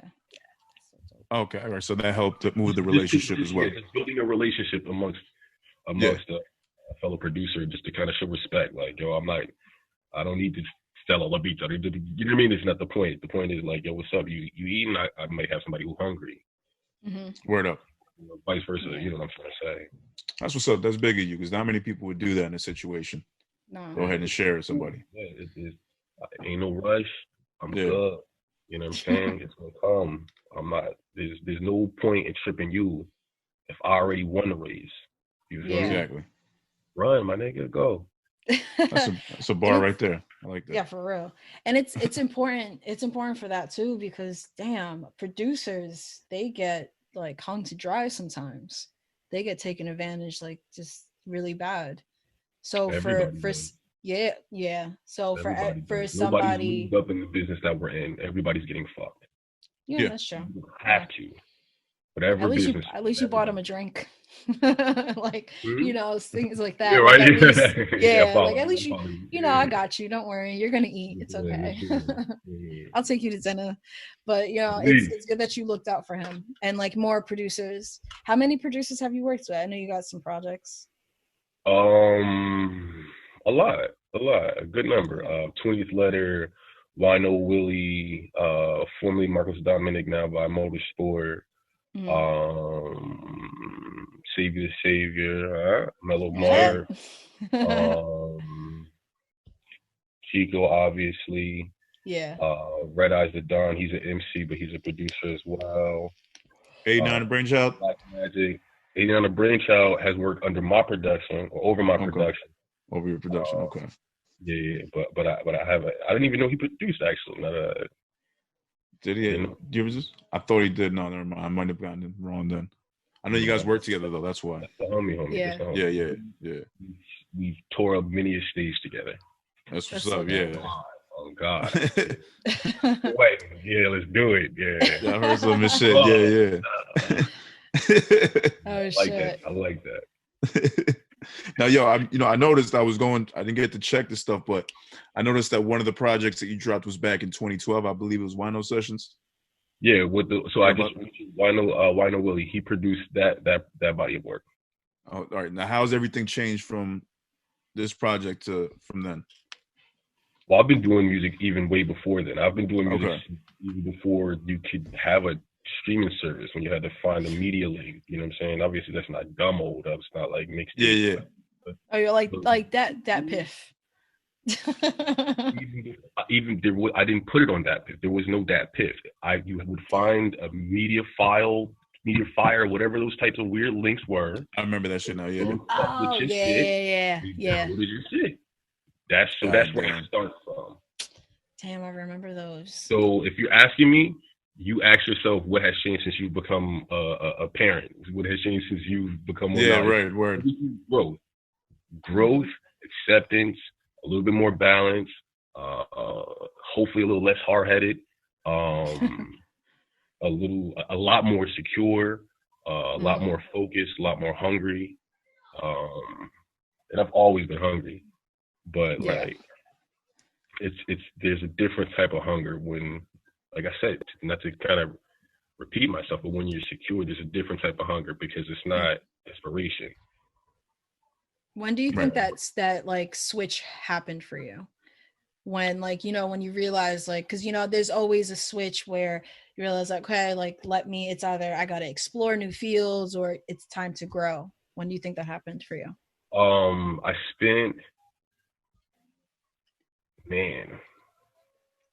spent a rough couple years trying to really, really dive into my Blackness. I say that because you can't define that. So I had to, and while I was doing it, I was fortunate enough to travel and perform and meet people and go overseas, be in the Netherlands and talk to other Black people from all over the world. And it made me feel so small. And then the opposite so big.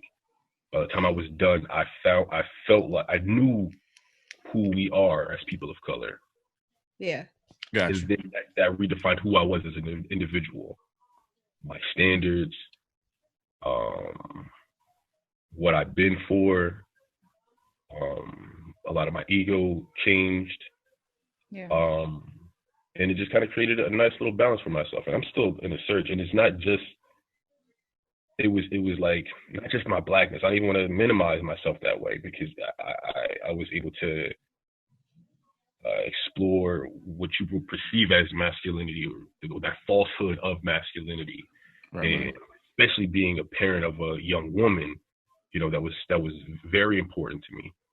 So there's just a lot, man, just a lot. Like the security aspect came from a lot of destroying and rebuilding, being vulnerable, speaking up when I was afraid to speak up, being challenging things, and still practicing that to this moment. It's a constant thing. It's if you cut your lift light off, you can't make no money. If you know what I'm saying? Like if I cut the way of thinking off, I can't continue. It's a constant shaving and reforming of my mind and body. Yeah, because growing never ends.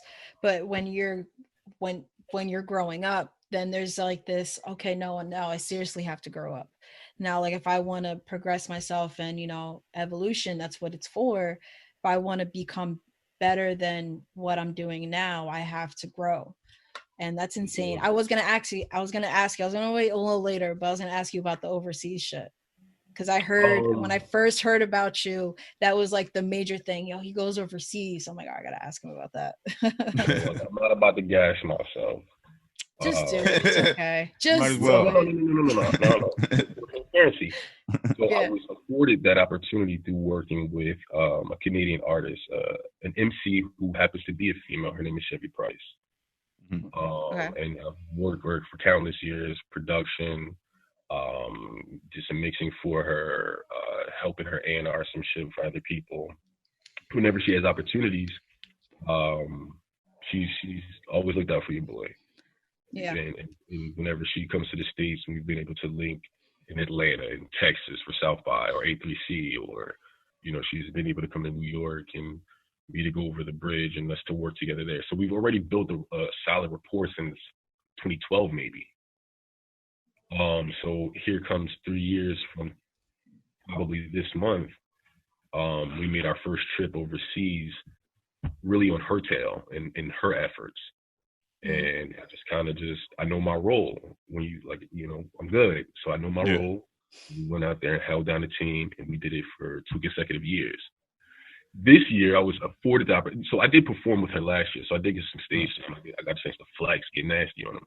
But this year was going to be my opportunity, literally this May, to go overseas and perform through. The festival is called New School Rules. It's in Rotterdam, and that's in the Netherlands. So I was chosen to be a part of a showcase out there this year. but due to this stupid thing called the coronavirus, you know what I'm saying?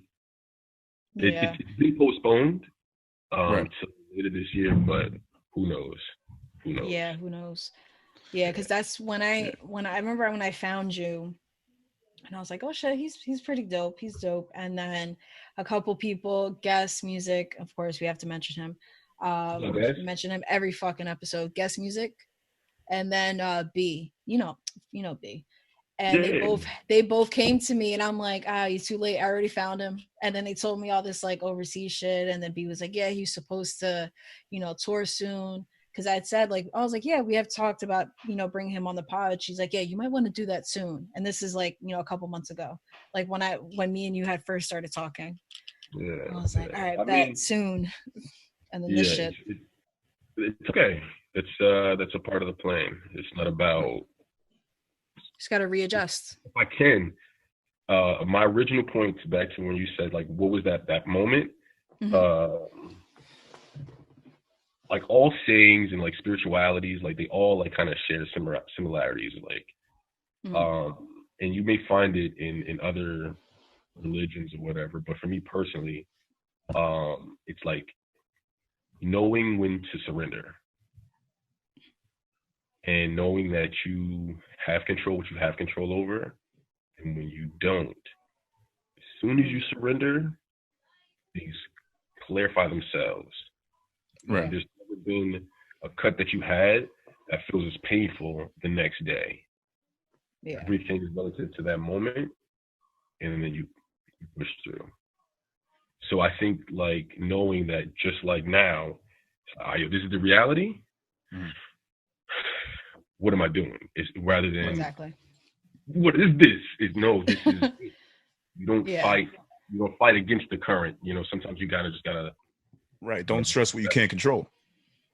Mm-hmm. Yeah, I just want to come back to that because that thought crossed my mind while I was speaking before, but I lost it. No, it's all good. It's all good. But yeah, like kind of readjusting and taking control, because I'm a bit of a control freak. I am a little bit. So I didn't freak out too much. I just like, okay, well, I'm gonna take this opportunity. Like, bam, bam, bam, bam, bam. I'm gonna work on my brand, because my brand was always kind of like a part-time job, because I had a part-time job.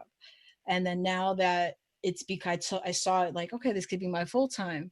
And then I kind of burnt myself out. But this is that moment where it's like, you just got to readjust. And, okay, so I can't tour. So this is what I'm going to do. So yes, I see you. I see that. I see it. So I did want to ask, you mentioned that you were producing. So what came first? Or was it like simultaneously? Like, were you, songwriting, emceeing and producing, or how did you do that? The homies was doing it first. I was writing films, or trying to at least, really closeted nerd about it. I wasn't really sharing it too much. Yeah. But I would get frustrated with the end result of having something tangible but not seeing it come to life. But I saw that my friends were able to kind of like, somewhat do that, but that wasn't their intent. So that's where I initially kind of grabbed hold of the concept of doing it. Specifically, AB Go Hard. He damn near used me up to rap. Like, just do it, nigga. Like, go. So that was my initial like toe in the water, but the production didn't come until I was flushed. I thought rapping over other people's beats was so corny, and I didn't know where to. Like I said at that time, there was none of this. I know if I was into social media at the time, like there was MySpace, obviously, there was all that. I could have found producers, but like I wasn't about to do all that. I was trying to do shit now. Yeah. So I just kind of told myself and figured it out. Yeah, what program did you start with? FL to this day. FL to this day. Okay, what's up? I want to challenge myself to do more, but there's no but. I will. I just gotta, provide myself the time and opportunity just to do it. Yeah. Oh, absolutely. Hell yeah. Yeah, it's part of like taking like, okay, more initiative in your own career, and your own, like, no, I have this vision, who could do it better than me, kind of thing. Why we should never be bored. Yeah. Boom. If you just take initiative, circle back. Look, man, Google's your friend. YouTube is your friend. It's, if you got the time and you feel up for it, you might as well. That's a lot of something new. Yeah, lately. A lot of time on YouTube lately. Shit, you can get fucking audio books on YouTube. Any fucking book. Yeah. Like, man, I learned how to put this pod together of Google and YouTube.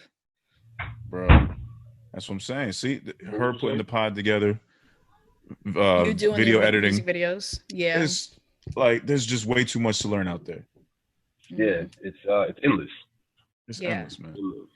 Especially when you've been disappointed by trying to like work with other people and kind of depending on other people, that you get like, okay, like I don't want to wait anymore, like this is what I want, or you get the end result is not exactly what you described to them or what you guys had planned on. So yeah, see, this is not a time to be bored at all. I didn't even think of it like that, for sure. I mean, you can if you want to. That's okay. Yeah. How long y'all think this is gonna last? Forever. No, I don't know. How much longer you think this is gonna last? So what do you like? You mean the virus? Or like no, I mean till like, so we said like, yo, everybody back to normal. Back to normal probably next year. Probably next year. Yeah, or like our new normal, like we've been talking about. Yeah. This is a new normal. Yeah, I mean, I think we're going to have to like buckle in, let everybody have their ups and downs real quick. As far as like, the media, the general population, they're going to have to go through their ups and downs. And we should go outside. We shouldn't. People are going to get sick. People are going to die. It's not, I don't say that lightly, but I say that as lightly as every day you step on wildlife outside and you don't think twice about it. We are that small and that's colossal. As Wayne said, he felt colossal. You are that big and that small at the same time. So I do think that we're going to have to go through that humbling, unfortunate humbling process.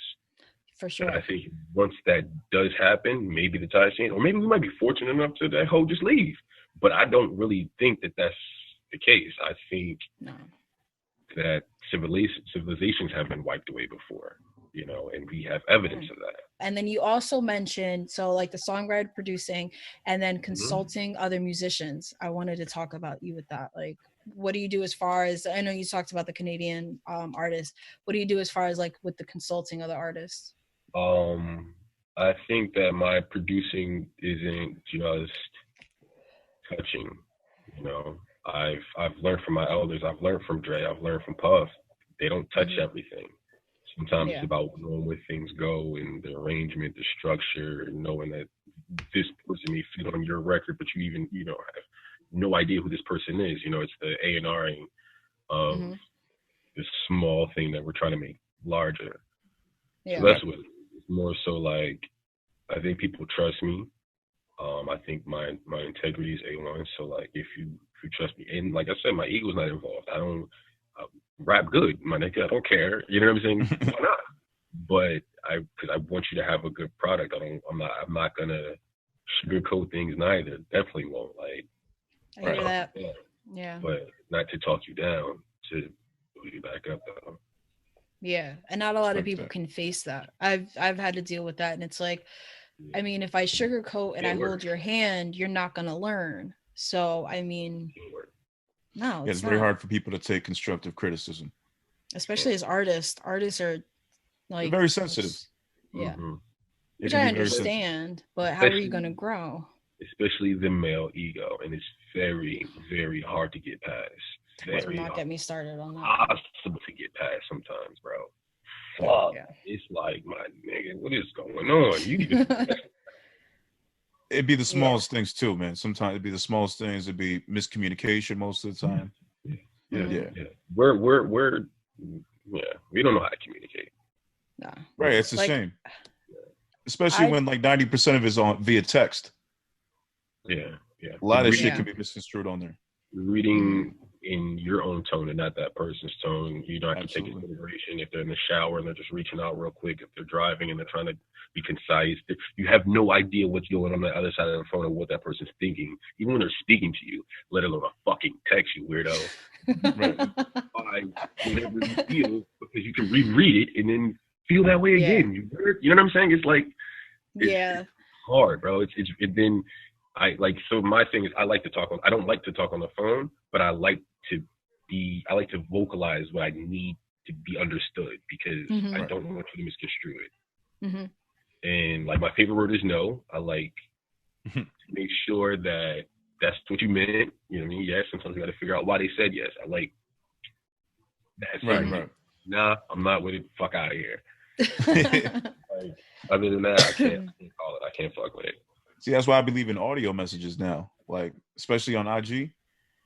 Like that way you can understand what I'm saying, where I'm coming from, my text. Yeah, fix that shit though, because I can't. What if I fucked up and I let go and now it go? Like, you know, if you move it to the left, you can trash it. Yeah. Yeah. If you keep your finger on it, then swipe to the left. There's a trash button that comes up. I've had it like online. I'd be like, oh shit, I fucked up, and I try to unsend it. I'd be like, just disregard it. Don't even hear it.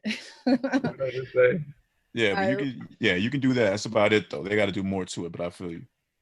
All right. So before I told you about our 2 questions. Before we get into that, one more question.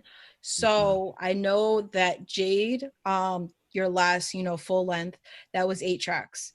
Now we have Not Above Nature, where it's, it's a 4-track EP. Does this, and I know it just dropped, and I hate asking this, but I got to. I know it just dropped, but are you working towards anything else? Because with now, you had the full length, now you have the EP. Is this like a little snack for your listeners? Like, okay, here's just something for you to enjoy for now. Do you have like another like long full length project on the way, or you're working towards? So big boy goals, Stevie Wonder type shit. You feel me? Talk about it. Nothing like going to like somebody's discography like that, and you can just scroll that hoe. Right. I've never been the type to be like, this the one, my nigga. This one. I want to. You know what I'm saying? There's volumes to chapters to the books, and then there's sequels. Yeah. So there's never going to be there's something coming. There's always something coming. Okay, gotcha. It's all about the adjusting. I'm still a man in present time, and still not even to the point where this is the only thing that's going on for myself. Right. So yeah, I'm definitely going to double back and release some more material in different facets with different producers. I'm going to collab with myself sometime and throw out some joints that I produce too. I want to get some merch out there. I want to connect with people in a very organic and unique way, something that I deserve, and that I think that my consumer would as well. So yes, to answer your question, I'm playing. Well, I hate asking that. Talk about it. I usually hate asking that because in the sense of like the instant gratification where it's like, damn, I just dropped a project, like enjoy my shit for now kind of thing. Like, I know people are working towards something, but I still, want to ask, like, Yeah, for me, that's just how I want to do it. Shit ain't analog. You don't take forever. You know what I mean? Like you could, and then you don't have to rush them. Some people need that time, and they need to. Me, I could juggle, I could create, I could go off a whim and do some other shit and come right back. And what you doing? All right, let me come help you read it. I could do that. Nice. Go for it. So I want to be able to give the material. And because of what's going on, I have that option now. I didn't think I wanted to, have my feet hit the pavement after dropping the EP, but the pavement is closed. You can't go outside. So now I would purposely, because of that, want to give more content because I can't go outside and touch people. I love performing. Since I can right now, hopefully I could communicate and touch people in a different way and have them touch me back as well. That's so important to me too. You been trying to do any of those online virtual open mics? Nah, bro. I'm not too keen with the whole online shit, my nigga. That shit is like, A lot of times it comes from the insecurity you need to fulfill things. I don't need that. I like looking the fuck up, and that's there's nothing wrong with it, but I enjoy present. I enjoy all this. Yeah.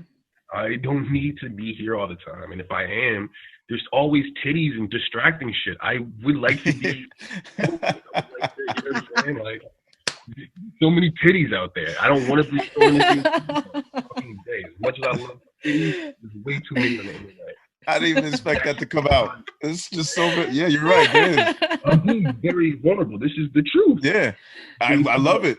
And then the psychology of the highs and lows and never seeing normality, it does something to your psyche. I've noticed since this time, whenever I go in for the splash of social that I do want to dive in, there's a flush of emotions to where I can't do anything but like channel myself and figure out what I want to post on there, or if I do want to post. Pro, any questions before we get to this segment? Oh, well, we were just talking about before, actually. That was great. Oh, talking about titties. I'm never mad. Titty Galore over here. Because I was just asking him. I was asking him about the online open mics because I feel the same way too. Like it's just too much going on. I support everybody that does it, but I just haven't found myself like, I don't know, man. So, I've had my reasons as well, but for the most part, it's like there's got to be more to it. So for me personally, I'm a human and I enjoy it. And I accept it. And the fact that there's no normalcy on the internet, the fact that like even if you're trying your best to be as like genuine as you want to be, you're subconsciously making sure the lighting is okay. Yeah, I've looked at myself many times to make sure that this dirty man collar I got on is looking decent. You know what I'm saying? Like we're creatures who are obsessed with ourselves. So being on there, like I don't want to pretend, you know, like I'll play the game. Don't get it twisted. But like if I'm worth it, then you play by my rules. Okay. That's it.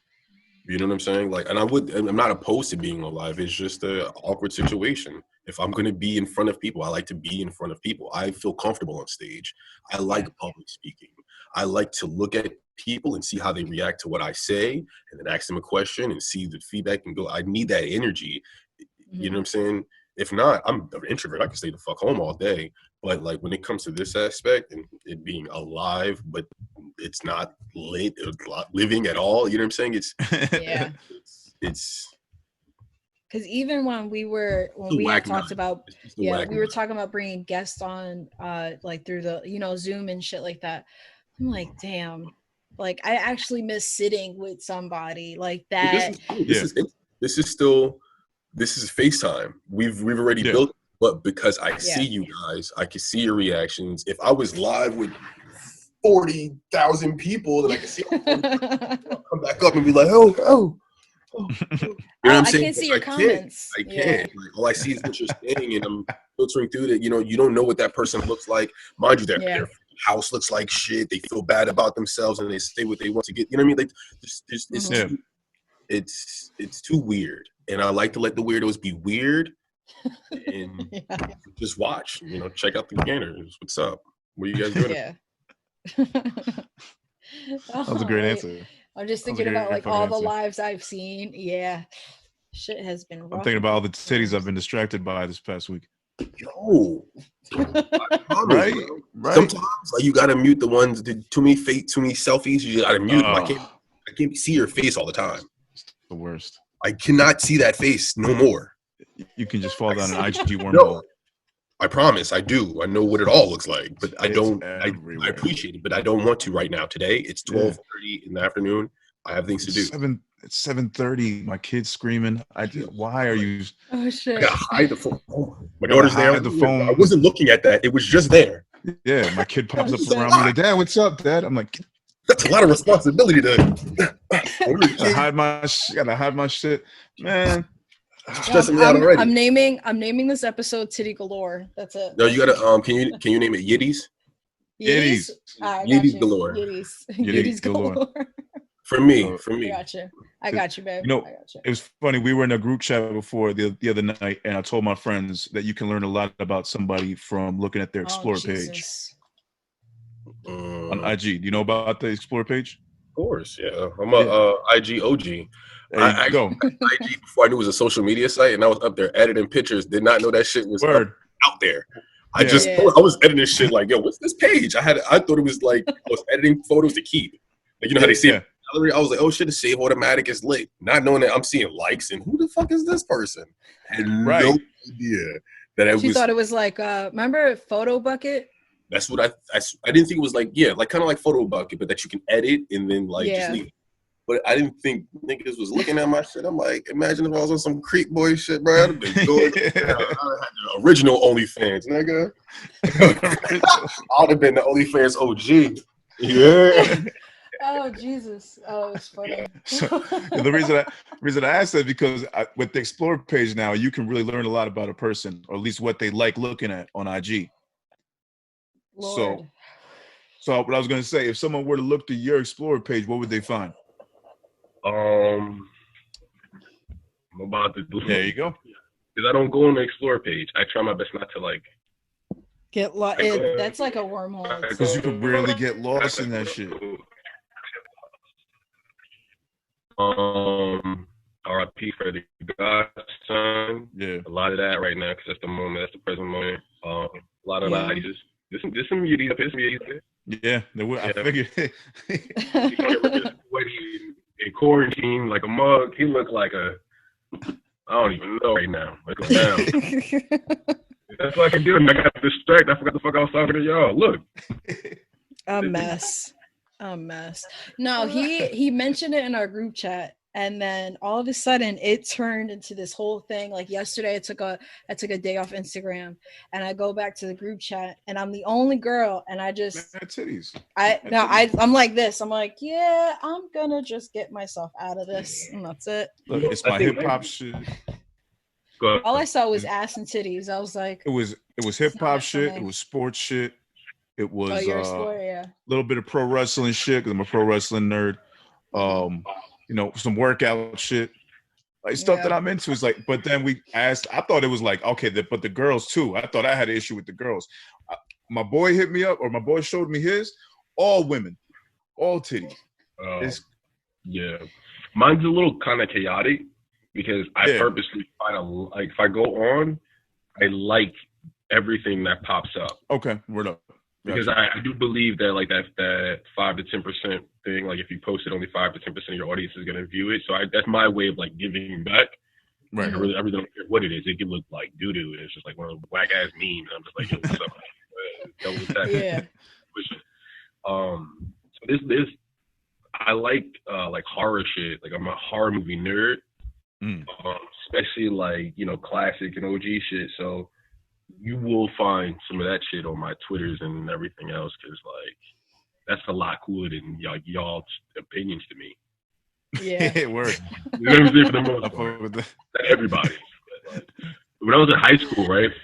Yeah. Me and my homies would blog, right? We was blogging back in high school and shit. And then my one homie, shout out to Tim, he did not. And my homegirl, Mama P, we call her Mama P. She was like, yo, Tim, why don't you participate in the blog? And he was like, everybody got a voice, but I don't want to hear everybody's. Don't nobody want to hear my shit. And this is before like social media and all that shit. It was just blogs. Mm-hmm. And that shit resonated to the fact that not everybody deserves what they have. You know, it's just a privilege that you have one. Yeah, absolutely. Deserve to like that shit to be heard sometimes. Yeah, a lot of people just don't have no sense. Yeah, the Tumblr days be fucking crazy. And then Pro is trying to propose like the Explore page challenge. I don't know if that would. I mean, at the time, I thought it'd be funny, but I think some people would be afraid of sharing what they look at all the time on IG. Yeah, I don't really fuck with no challenges, but that's just because I'm the Grinch that stole social media. Oh yeah, I stopped after the push-ups. I didn't even start there. I got on there. I was like, y'all niggas is bored. Y'all niggas is doing push-ups. I'm gonna do some shit. Like, y'all could do push-ups without that was just the first week. That was the first week. phone. Like, you don't need to cry into the phone. Like, or delete that shit afterwards. No. Like, this is some weird shit.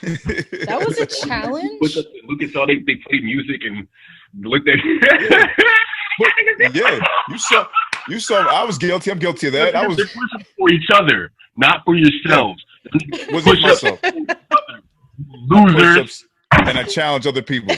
not you, because you seem like you said you like to work out and shit like that. But I do like to work out, yeah. For other people, no fucking losers. Don't do that. What do you want to do for you? What challenge yourself internally, and then provide us with the content that you want, rather than you were creative. I want to challenge the idea that you said the creative mind and everyone is. It's just that we're conditioned to abide by certain rules and regulations, documents, words. Yeah. That's it. A whole bunch of our imaginations, and then we abide by them hoes. The idea is to like get rid of those walls and those boundaries and go in for it. But instead, the Jones effect, shout out to my man Carl, we just follow suit. So niggas doing push-ups today, it's going down. And let me oil my. Oh yeah, no, I seen when the camera go away, they not doing no push-ups. Nah. What was it? It was like the following week. I was seeing like the triangle one. I was seeing the one arm. I was seeing the push and clap. Like, what are you? And then I did see some baby oil ones. I kind of enjoyed them. But yes, I seen some baby oil. I enjoyed the Yitties. They was on the shit, but to each their own. It's just showing off. Yeah, why not? If you got it, do your thing. No, I think the chat. I'm trying to think. I did the R&B challenge just because I was just like, I like it. Cool. I'll list a song. I didn't tag nobody. I don't even know who tagged me. I'm just a Grinch. Don't let me affect. No, you're cool. You're cool. No, I'd be like that too. Somebody got. But it's funny because I did the R&B challenge just because I thought I was like, oh, that's cute. Whatever. Yeah, I'll do one. And then somebody got like not mad at me, but they're like, oh, so you do that, but you won't do these other like. People took it personal. Yo, get it.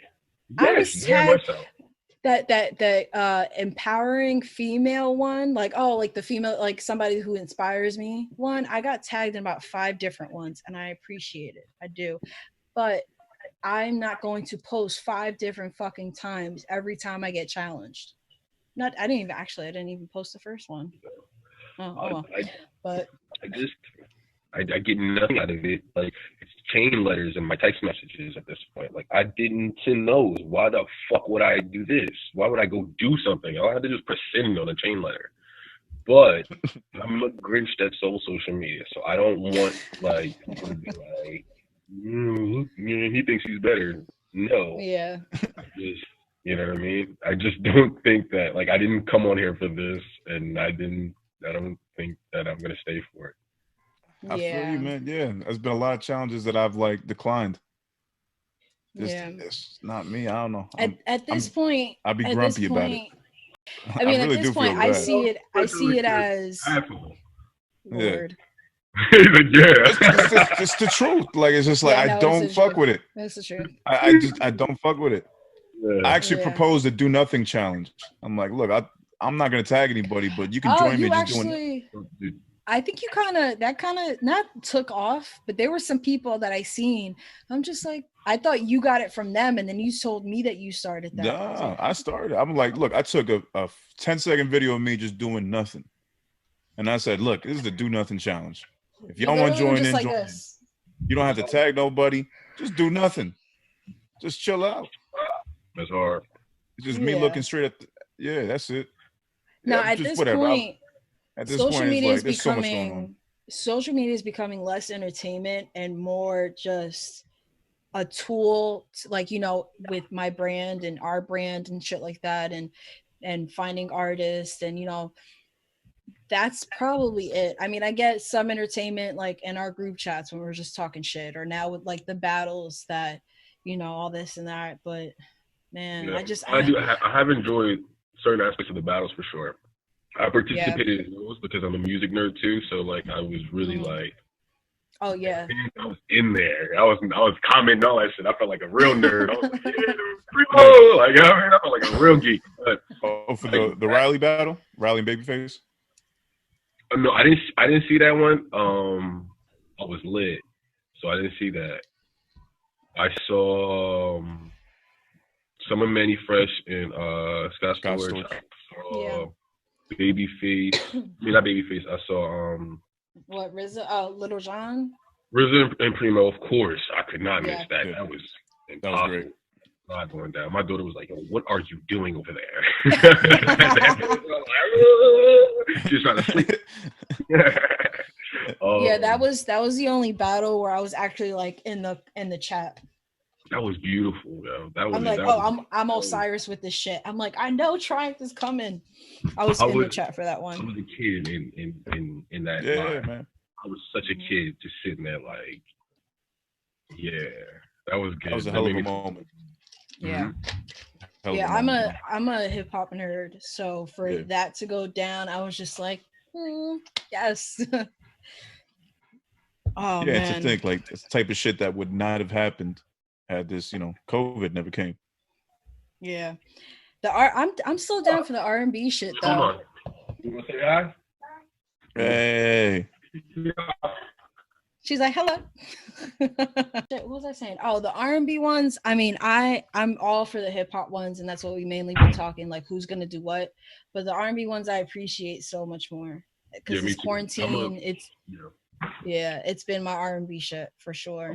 I'm more of I rap, but I'm an R&B guy for sure. Like before we got on this call, I was watching Sir's Tiny Desk, sitting here real smooth, chilling. With the purple. Wait, light. who? Oh, her. Oh, that one is a good one. Hers, yeah. No, Sir's. Oh, Sir's. Sir's got a tiny desk. How did I miss that?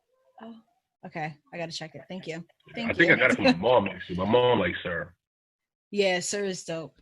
I forgot. I don't know if it was a debut, but it was his debut project. Which project is that? With D-Evils and the summer one. I know what you're talking about. Yeah. Yeah, no, D-Evils. That was. I would be a liar if I told you the title, but I don't know exactly what you're talking about. Excuse me. Oh my god, it was so. Oh my god, that project, D-Evils alone. As soon as I seen it, I usually don't skip first listening to an album. I skipped it. I was like, nah, I need to hear this one because Jay-Z fan. Yeah. So that song just had me in a trance. Just the way the beat goes and how it flows. What happened? Actually, my mom's favorite shit by him too. Yeah. So good. Love that one. I've quoted that one too. But no, it's funny because I did want to bring it up. I just recently got back on Facebook, fucking promotion shit. But I seen that you had posted something. It was, what's your preference, infatuation R&B or heartbreak R&B? I was gonna answer in the comments, but I figured I'll just answer with you right now. Let me hear that. Because I was about to comment it, and I was just like, wait, I'm gonna talk to him in a few days. I'll just that one was a tough one. I would say infatuation, but there is nothing better than heartbreak R&B. Man, the heartbreak R&B just hits different. Yeah, because it's like comparing I'll Make Love to You and End of the Road. It's like, But you can. You can't compare. No, you can. Yeah. But that's like in that, like those, like you do like this, you do like that. Yeah, it's two different feelings. What do you like? Yeah, on Bended Knee or stuff like that. I'm like, damn, that heartbreak though. When you're just singing. To me, there's nothing like infatuation R&B music. Like, there's nothing to hear like. Not like I love you so much as deep love, but like, who the fuck are you? I need one to know, figure out. You know what I mean? Like, I love that. This person, that unicorn aspect. Like, I'm mushy. I like holding hands. I'm very affectionate. So that aspect of like that heartbreak shit, like sometimes, have you ever sat down and like been listening to something and then realize what you're listening to and be like, damn, I should like this is like affecting me. Not to say that you should not be listening to heartbreak R&B, but like I don't always want to be in that pocket. As beautiful as it is, and as like much as it. Not all the time. Infatuation shit is just like I like feeling warm and fuzzy inside. Like hell yeah. You know what I mean? Let's keep it real cute, you know? You don't always want to be the Grinch. Got to feel happy too. No. I'm normally only the Grinch when it comes to certain social norms because I normally see through them, and it takes. I always, not always. Let me not speak so absolutely, but like majority of the time, I can see through things, and then see what they're gonna look like on the opposite end, so I don't waste my time with them, or I don't really entertain them because I kind of already have a focus. And then sometimes I'm wrong. So like I said, I try to be mindful of it, but I don't always want to be the Grinch. Ain't nothing wrong with it. Me and Pro are just a couple of assholes ourselves, so it's okay. Yeah. I accept it. Yeah, man. I accept it too. I tell B all the time. I was like, before you release me to people, I'm just letting you know who I am. She's like, nah, I peeped it. It's okay. Yeah, assholes love harder too. What happened? Assholes love harder too. Like with who they love, whatever the capacity of the relationship. Like, you know what you're getting. Yeah. Mm-hmm. Absolutely. I think we're just we're more out there. That's why we're labeled like assholes. But we're just out there. There's really no. I mean, they just scared. They just scared. Yeah, sensitive people aren't built for us. That's for sure. They just scared. Gotta be thick-skinned. And vulnerable simultaneously. Oh yeah. True. Yeah. Can't be afraid to share. You gotta have that skin too. Yeah. Yeah. And it takes a lot of time. I think and I've gotten this from sensitive people where they're like, oh, you have trust issues. No, that's not why I am who I am. I don't have trust issues. I can be blunt and I can be, an asshole with, I still trust. This is just who I am. I don't really have a filter. So, I don't even know how I looked at her like, how did the two even correlate? Like, that's not even the same. I have trust issues, so I'm tough skinned. I mean, I can see how like somebody that might be it, but I just think those are two different things. Like, you could be blunt, and you can, we're more, our emotions are more out there. That's why people are just like, oh my god, like getting whiplash and shit with it. Sometimes it's just not that serious too. So if I'm giving you if I'm saying something, and you take it serious, that's just kind of a reflection on like how you view that. I was literally just stating or trying to be expressive in some type of way or sense. It doesn't necessarily always have to trigger that type of reaction. That reaction is triggering me. Kind of on the other end sometimes. So I hit you up earlier about them.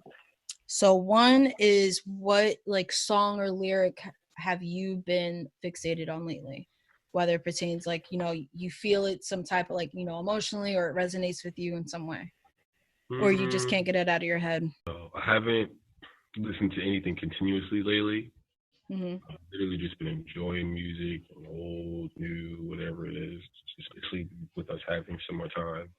Having in the house. I do have Blind Mary by Gnarls Barkley stuck in my head right now. Oh. All right. What's up? Yeah, I'll give you that. I love C.Millie and The Dream are my favorite writers.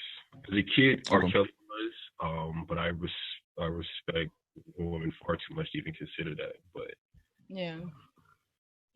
I was still taught from his lessons. But The Dream, C.Millie, my favorite writers. Yeah, they are top notch. Yeah. So, definitely Gnarls Barkley or C.Millie himself. And then, he's something else, man. All right, next one is so we have a segment, if you don't know, so highlighting, can't be you, but highlighting a song that you want to put out, that you want a friend or anything like that, or something you came across recently, somebody you want to highlight. Can I twist it a little bit? Is it possible? Could I? What you mean? In what way? How you twist? Do you feature on it? No, it has nothing to do with us. Okay. I have a song that I think that if you guys were to listen to it, it could help during this time right now. It's just I'm happy if I'm sad. The instrumentation to the words, it's I haven't had to listen to it, since all this has happened, but it's important. I promise you that. So this is the album cover right here. It's the same album. I don't know if you can see it as "Why Can't We Be Friends." Why can't we be friends? Yeah. The group is called War. The song is called "Don't Let No One Get You Down." I promise you, if you need some time for yourself to breathe and enjoy some good quality music, you want to share that with, like, I promise you, if I've seen somebody even fake sad on the internet, I DM people like, yo, check out this song, and may help you feel a little bit better. I hope it works.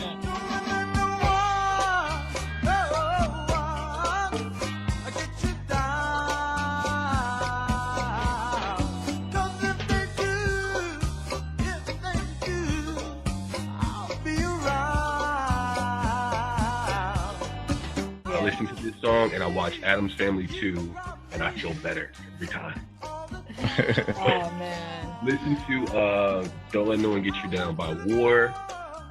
And just cry if you need to, yell if you need to, smile because that's preferred. Enjoy it, and I promise you, it'll do wonders for you. I like that. What album is it on? Oh, okay. Why Can't We Be Friends? Why can't we be friends? It's the first song. Don't Let No One Get You Down. Yeah, it gets you right there, man. It gets you right there. I think I know which one you're talking. I will listen to it for listen sure. To it. And if y'all can, after we get off the record, hit me up and let me know. Yeah, I got it right here. Please. You got it queued up. That's what it is. All right then. I wonder if I can play it. Play that for your children, bro. Play that out loud. Oh, yeah. In your house. Yeah. Pass that along. Oh, so go ahead, plug your shit, tell people where they can find you, talk about the website. I already know you got merch on the way. Yeah, merch is on deck. More music is on deck. If you're on social media, you know how to find me on social media. My name is but just go to my website, darksidev.com. My music's up there. Some of my self is up there. I hope that you guys, most importantly, can find a connection with me.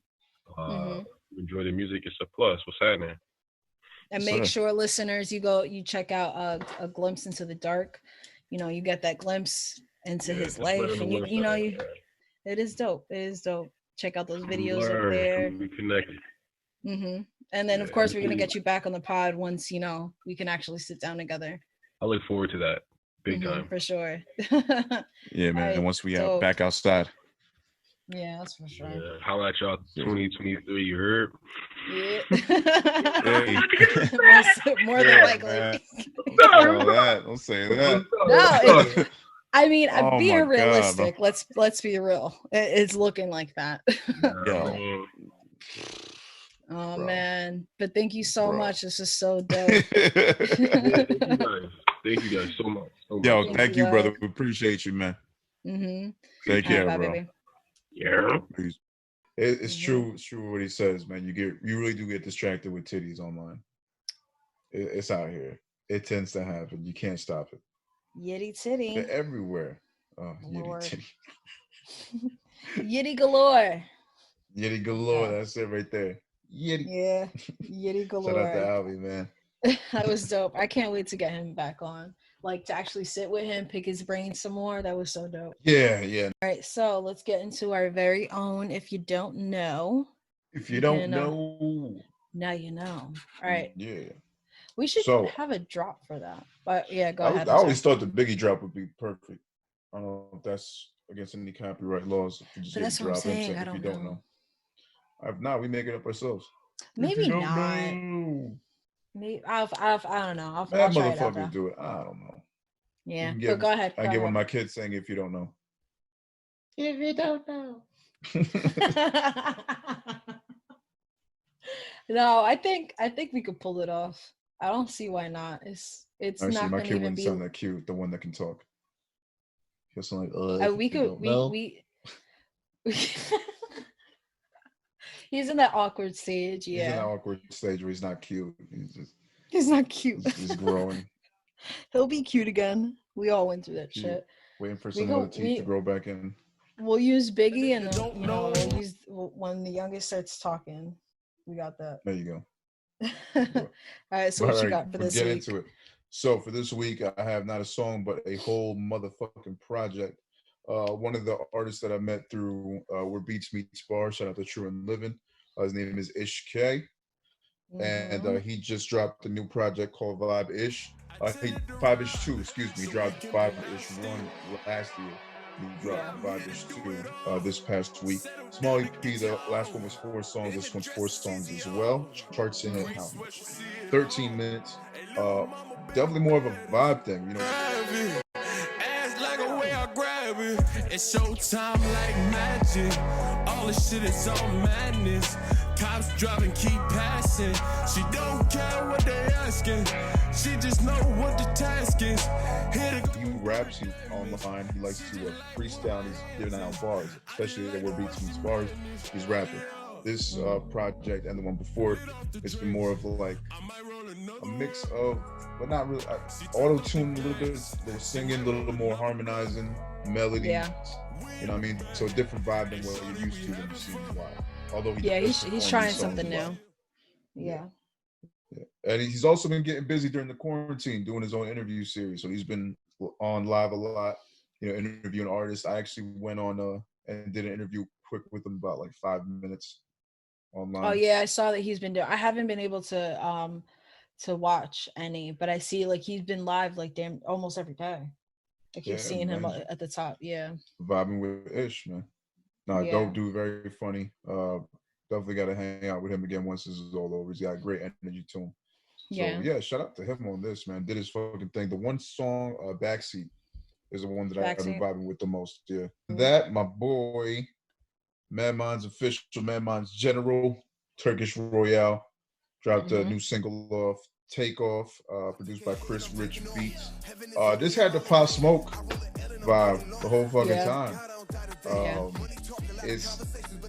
It's a Turk experiment. I spoke to Turk months ago at the Boom Tunes, and we talked about this kind of sort of thing. Like, it's a different kind of war when you live in poor. I ain't fucking with the law when they get involved. Man, I had too many funds could have used for the bills, but they want to see us right down to the core. I hate money, but I need that. Big leap, fucking feedback. Knee deep with the speed rap. I be headed with my dreams that I'ma make it, and I mean that.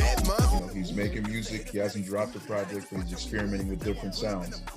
Yeah, this is pretty much an example of that. You know, the beat-wise, the whole Pop Smoke thing is essentially there. The flow is there, but you know, Turk is being a little more lyrical. And that's what I expect from him. Dude can spit bars with the best of them.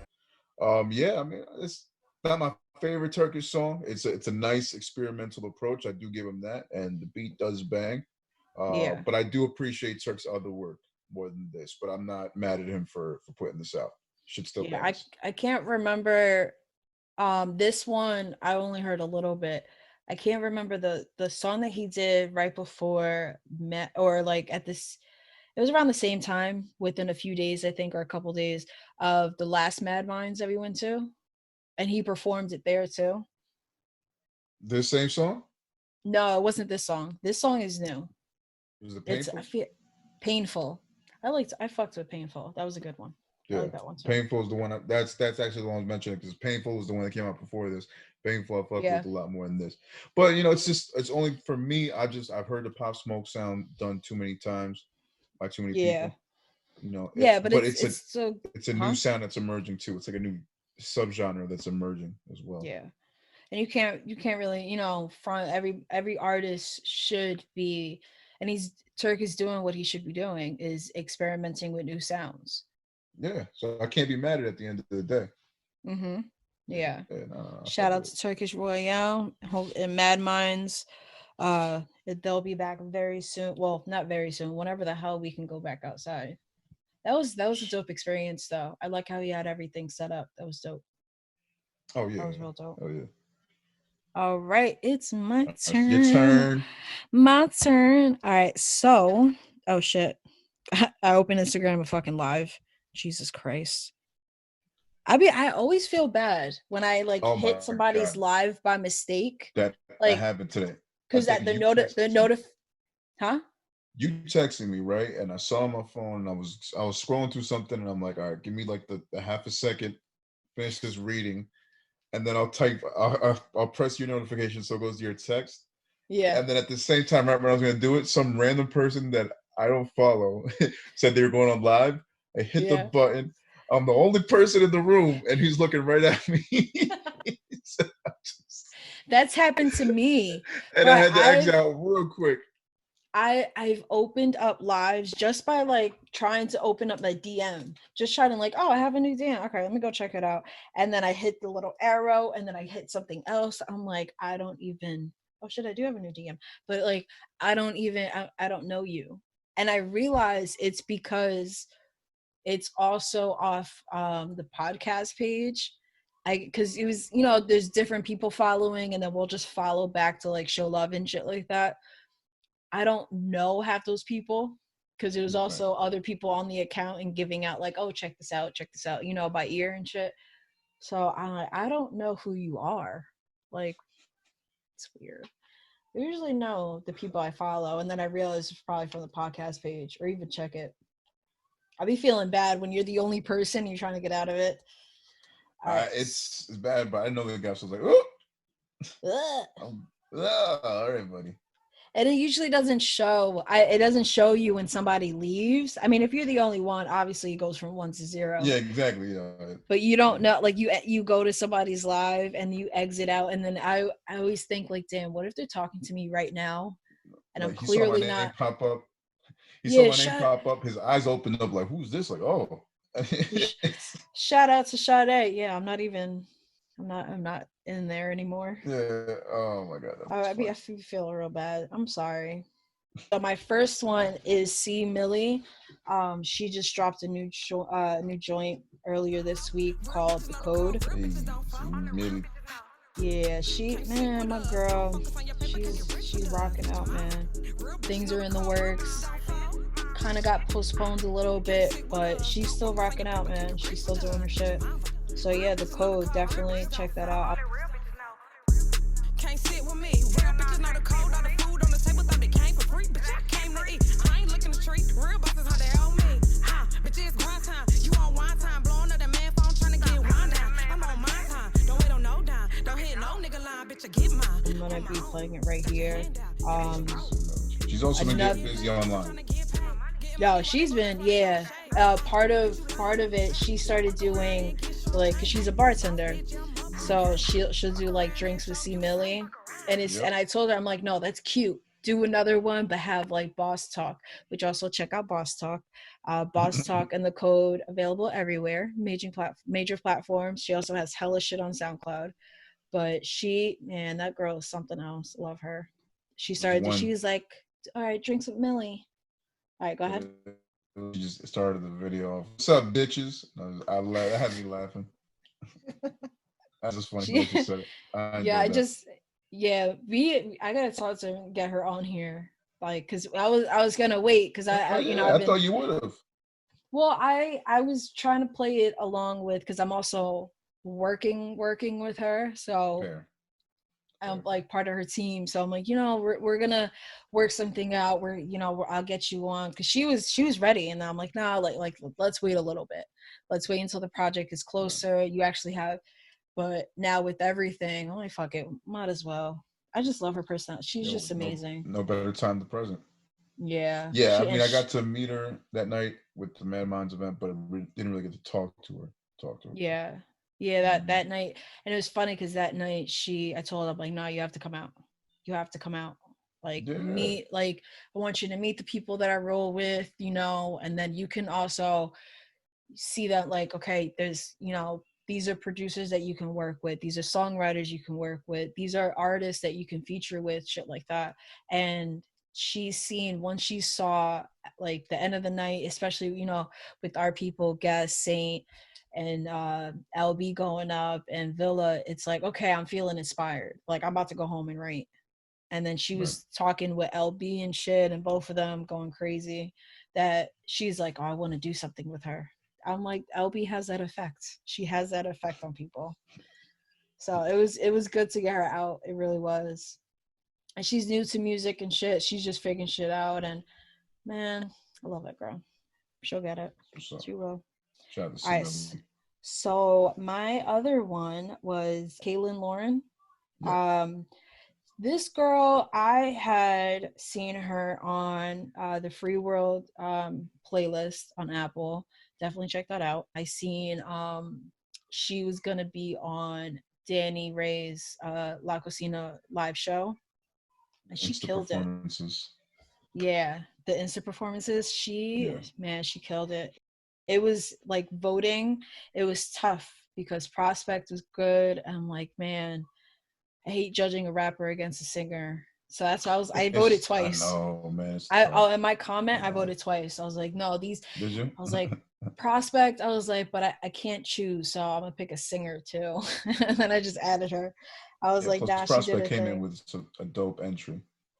Yeah, he could have done High Tonight, and he went ahead and did Colorblind acapella. Yeah, I've heard Colorblind. So when he said that, I was like, all right, I like that. And then acapella, I've never heard of acapella, but it was dope. And then so Prospect had won first place with Danny Ray's show, and then was on La Cocina podcast as a guest, and so was Kailyn. So definitely check that out, La Cocina podcast with those two as a guest. Kailyn, the song, it's her debut song. First one putting out is Things You Do, available everywhere. Man, you look at her and that was a hell of a song, man. Oh my god. And even if you go through her Instagram and you catch like her videos, she's doing covers, her voice, I'm just in a trance. I just love it. So special. I'ma let you know that you stay on my mind. You're right here all the time. You occupy the space. Can't no one take your place. You're here when you're not here. My calmness and my fear. Yeah. Yeah, she did it like a tribute to Kobe and Gigi. She did like some Beyonce joint. She did, and you see her performing live here and there. But the things you do as a debut, girl, if you're listening, that is a strong debut. That's so good. So good. I was blown away, man. Heard her voice, I was blown the fuck away. Yeah. I had no idea. That's usually how I'll be with these singers. Oh, yeah. You can never tell. And then you hear the pipes, crazy. Yeah, because then you get the singers who. I was really impressed, though. Yeah, because you get the singers who think they can sing, and they can sing, but it's like I'm driving in my car alone sing, or I'm in my shower sing. Kailyn is not that. Kailyn needs to be out and about. Like, I can't wait to hear more. She's got immense talent, and it's only gonna take, with the right guidance, like she could really take off. Yeah, and she seems like such a sweetheart. So I hope, and it's almost like not sad, but when you meet people like that and you're drawn to them just because of personality. And I haven't met this girl in person, but then you think about like, damn, this industry is so fucked up. Like, I hope she can keep a level head, and she's young. Like, always remain yourself, babe. Always. And just keep doing what you're doing, because she's gonna blow up. She better. She's so good. Yeah, Kailyn Lauren. Absolutely. Right. Check her song out. Everywhere. Also, shout out to La Cocina podcast, because I answered a trivia question and I won a free t-shirt. What? There was a trivia thing? There was a trivia question. They wanted to have a giveaway, so they figured out it'd be trivia, and I answered the question correctly. How did I miss this? I got a thoroughbred t-shirt coming. You bastard. How did I miss this? What was the trivia question? Trivia question was who was the guest on a certain episode, on the season finale, on last season's season finale. Oh, I wouldn't know that from the top. No. I would have definitely cheated. See, I did technically cheat, but so did a lot of people. There was like 35 people in the room, and all of a sudden it went down in half because everybody clicked out of the shit to go onto the page to find out who it was. As they were doing that, they were saying, like, you guys better not leave. My ass left and found it first. I even wrote down the comments. I'm like, I ain't gonna lie, I left the show. Wait, this was during the live episode? During the live episode, yeah. Her old co-host, Katana J, was on, and they decided to do a giveaway. And that's when I crept in. I was like, I got it. Oh, that was so fucking funny. The answer was Tashani. Tashani. Yeah, that's right. I didn't know that was the season finale. I remember that episode. Oh shit. Yeah. Okay. And then I also typed in there how it's my fault. Like, sometimes I'm getting people's names wrong. I got her name wrong for the longest. Oh shit. Yeah. Now it looked like Tasha Nees. That's what it looked like to me. Tashani. I know what the name is now. Well, no, I know the it's voice. cute. I seen her. What live was it? I seen her in some live. I don't know if it was Move On Nation or some. Yeah, probably Move On Nation, where it's like the song, the guy, I can't remember, because now all I hear is Tashani. It's Tashani. That's all I hear. Yeah. I don't remember the original. It's Tashani. See, I got it down. But there's the real song. It's like, in case you don't know. In case you, it's bothering me. It's like a reggae song. Oh, you can't. No. The dance, whatever. It's just, man, I gotta find it. It's bothering me. It's like a sample. Can't fucking bothering me. All right, so this was episode. It's bothering me right now. I keep hearing it. It's Tashani. I don't know. I'll find it after this. You suck. All right, so I want to thank our guest for today, Alvie the Skywalker. We did have another guest. Unfortunately, he was not able to make it. Maybe we'll get him next week. We'll see what happens, what transpires from now. I was using a mic today. Yes, I was comfortable today. I feel like a big boy, doing big boy things. Are you gonna start? Are you gonna start like not recording, but No, I don't have the program to record, but I'm gonna try with the sudden change in quarantine happening in my house right now. I might have some time to do some work, so we'll see. This might change things up for the better.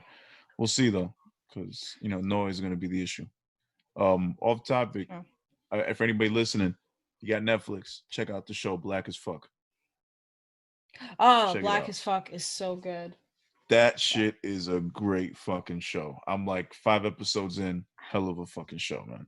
Black as Fuck. I love it. It was, I don't know, it was one of these battles that somebody was like, by the way, Black as Fuck is on Netflix. I think while we were waiting for Teddy, when he left the room. It's a great fucking show. Yeah, somebody had mentioned it, and then I had seen parts of it. I didn't finish it though. But have you seen the whole a whole episode yet or no? No, not yet. Nah, you got it. Nah, go back watch the first. No, episode. But it was so good though. I was just like, oh, yeah. I gotta keep watching. Because it's got like an Office vibe. Mm-hmm. Like a documentary style, basically. Oh, it's you ever seen Modern Family? Yeah. Oh, yeah, it's like The Office, yeah. Ooh, yeah.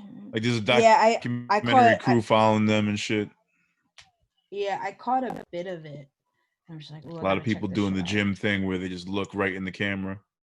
Mm-hmm. Shit like that. But yeah, it's a fucking funny ass show.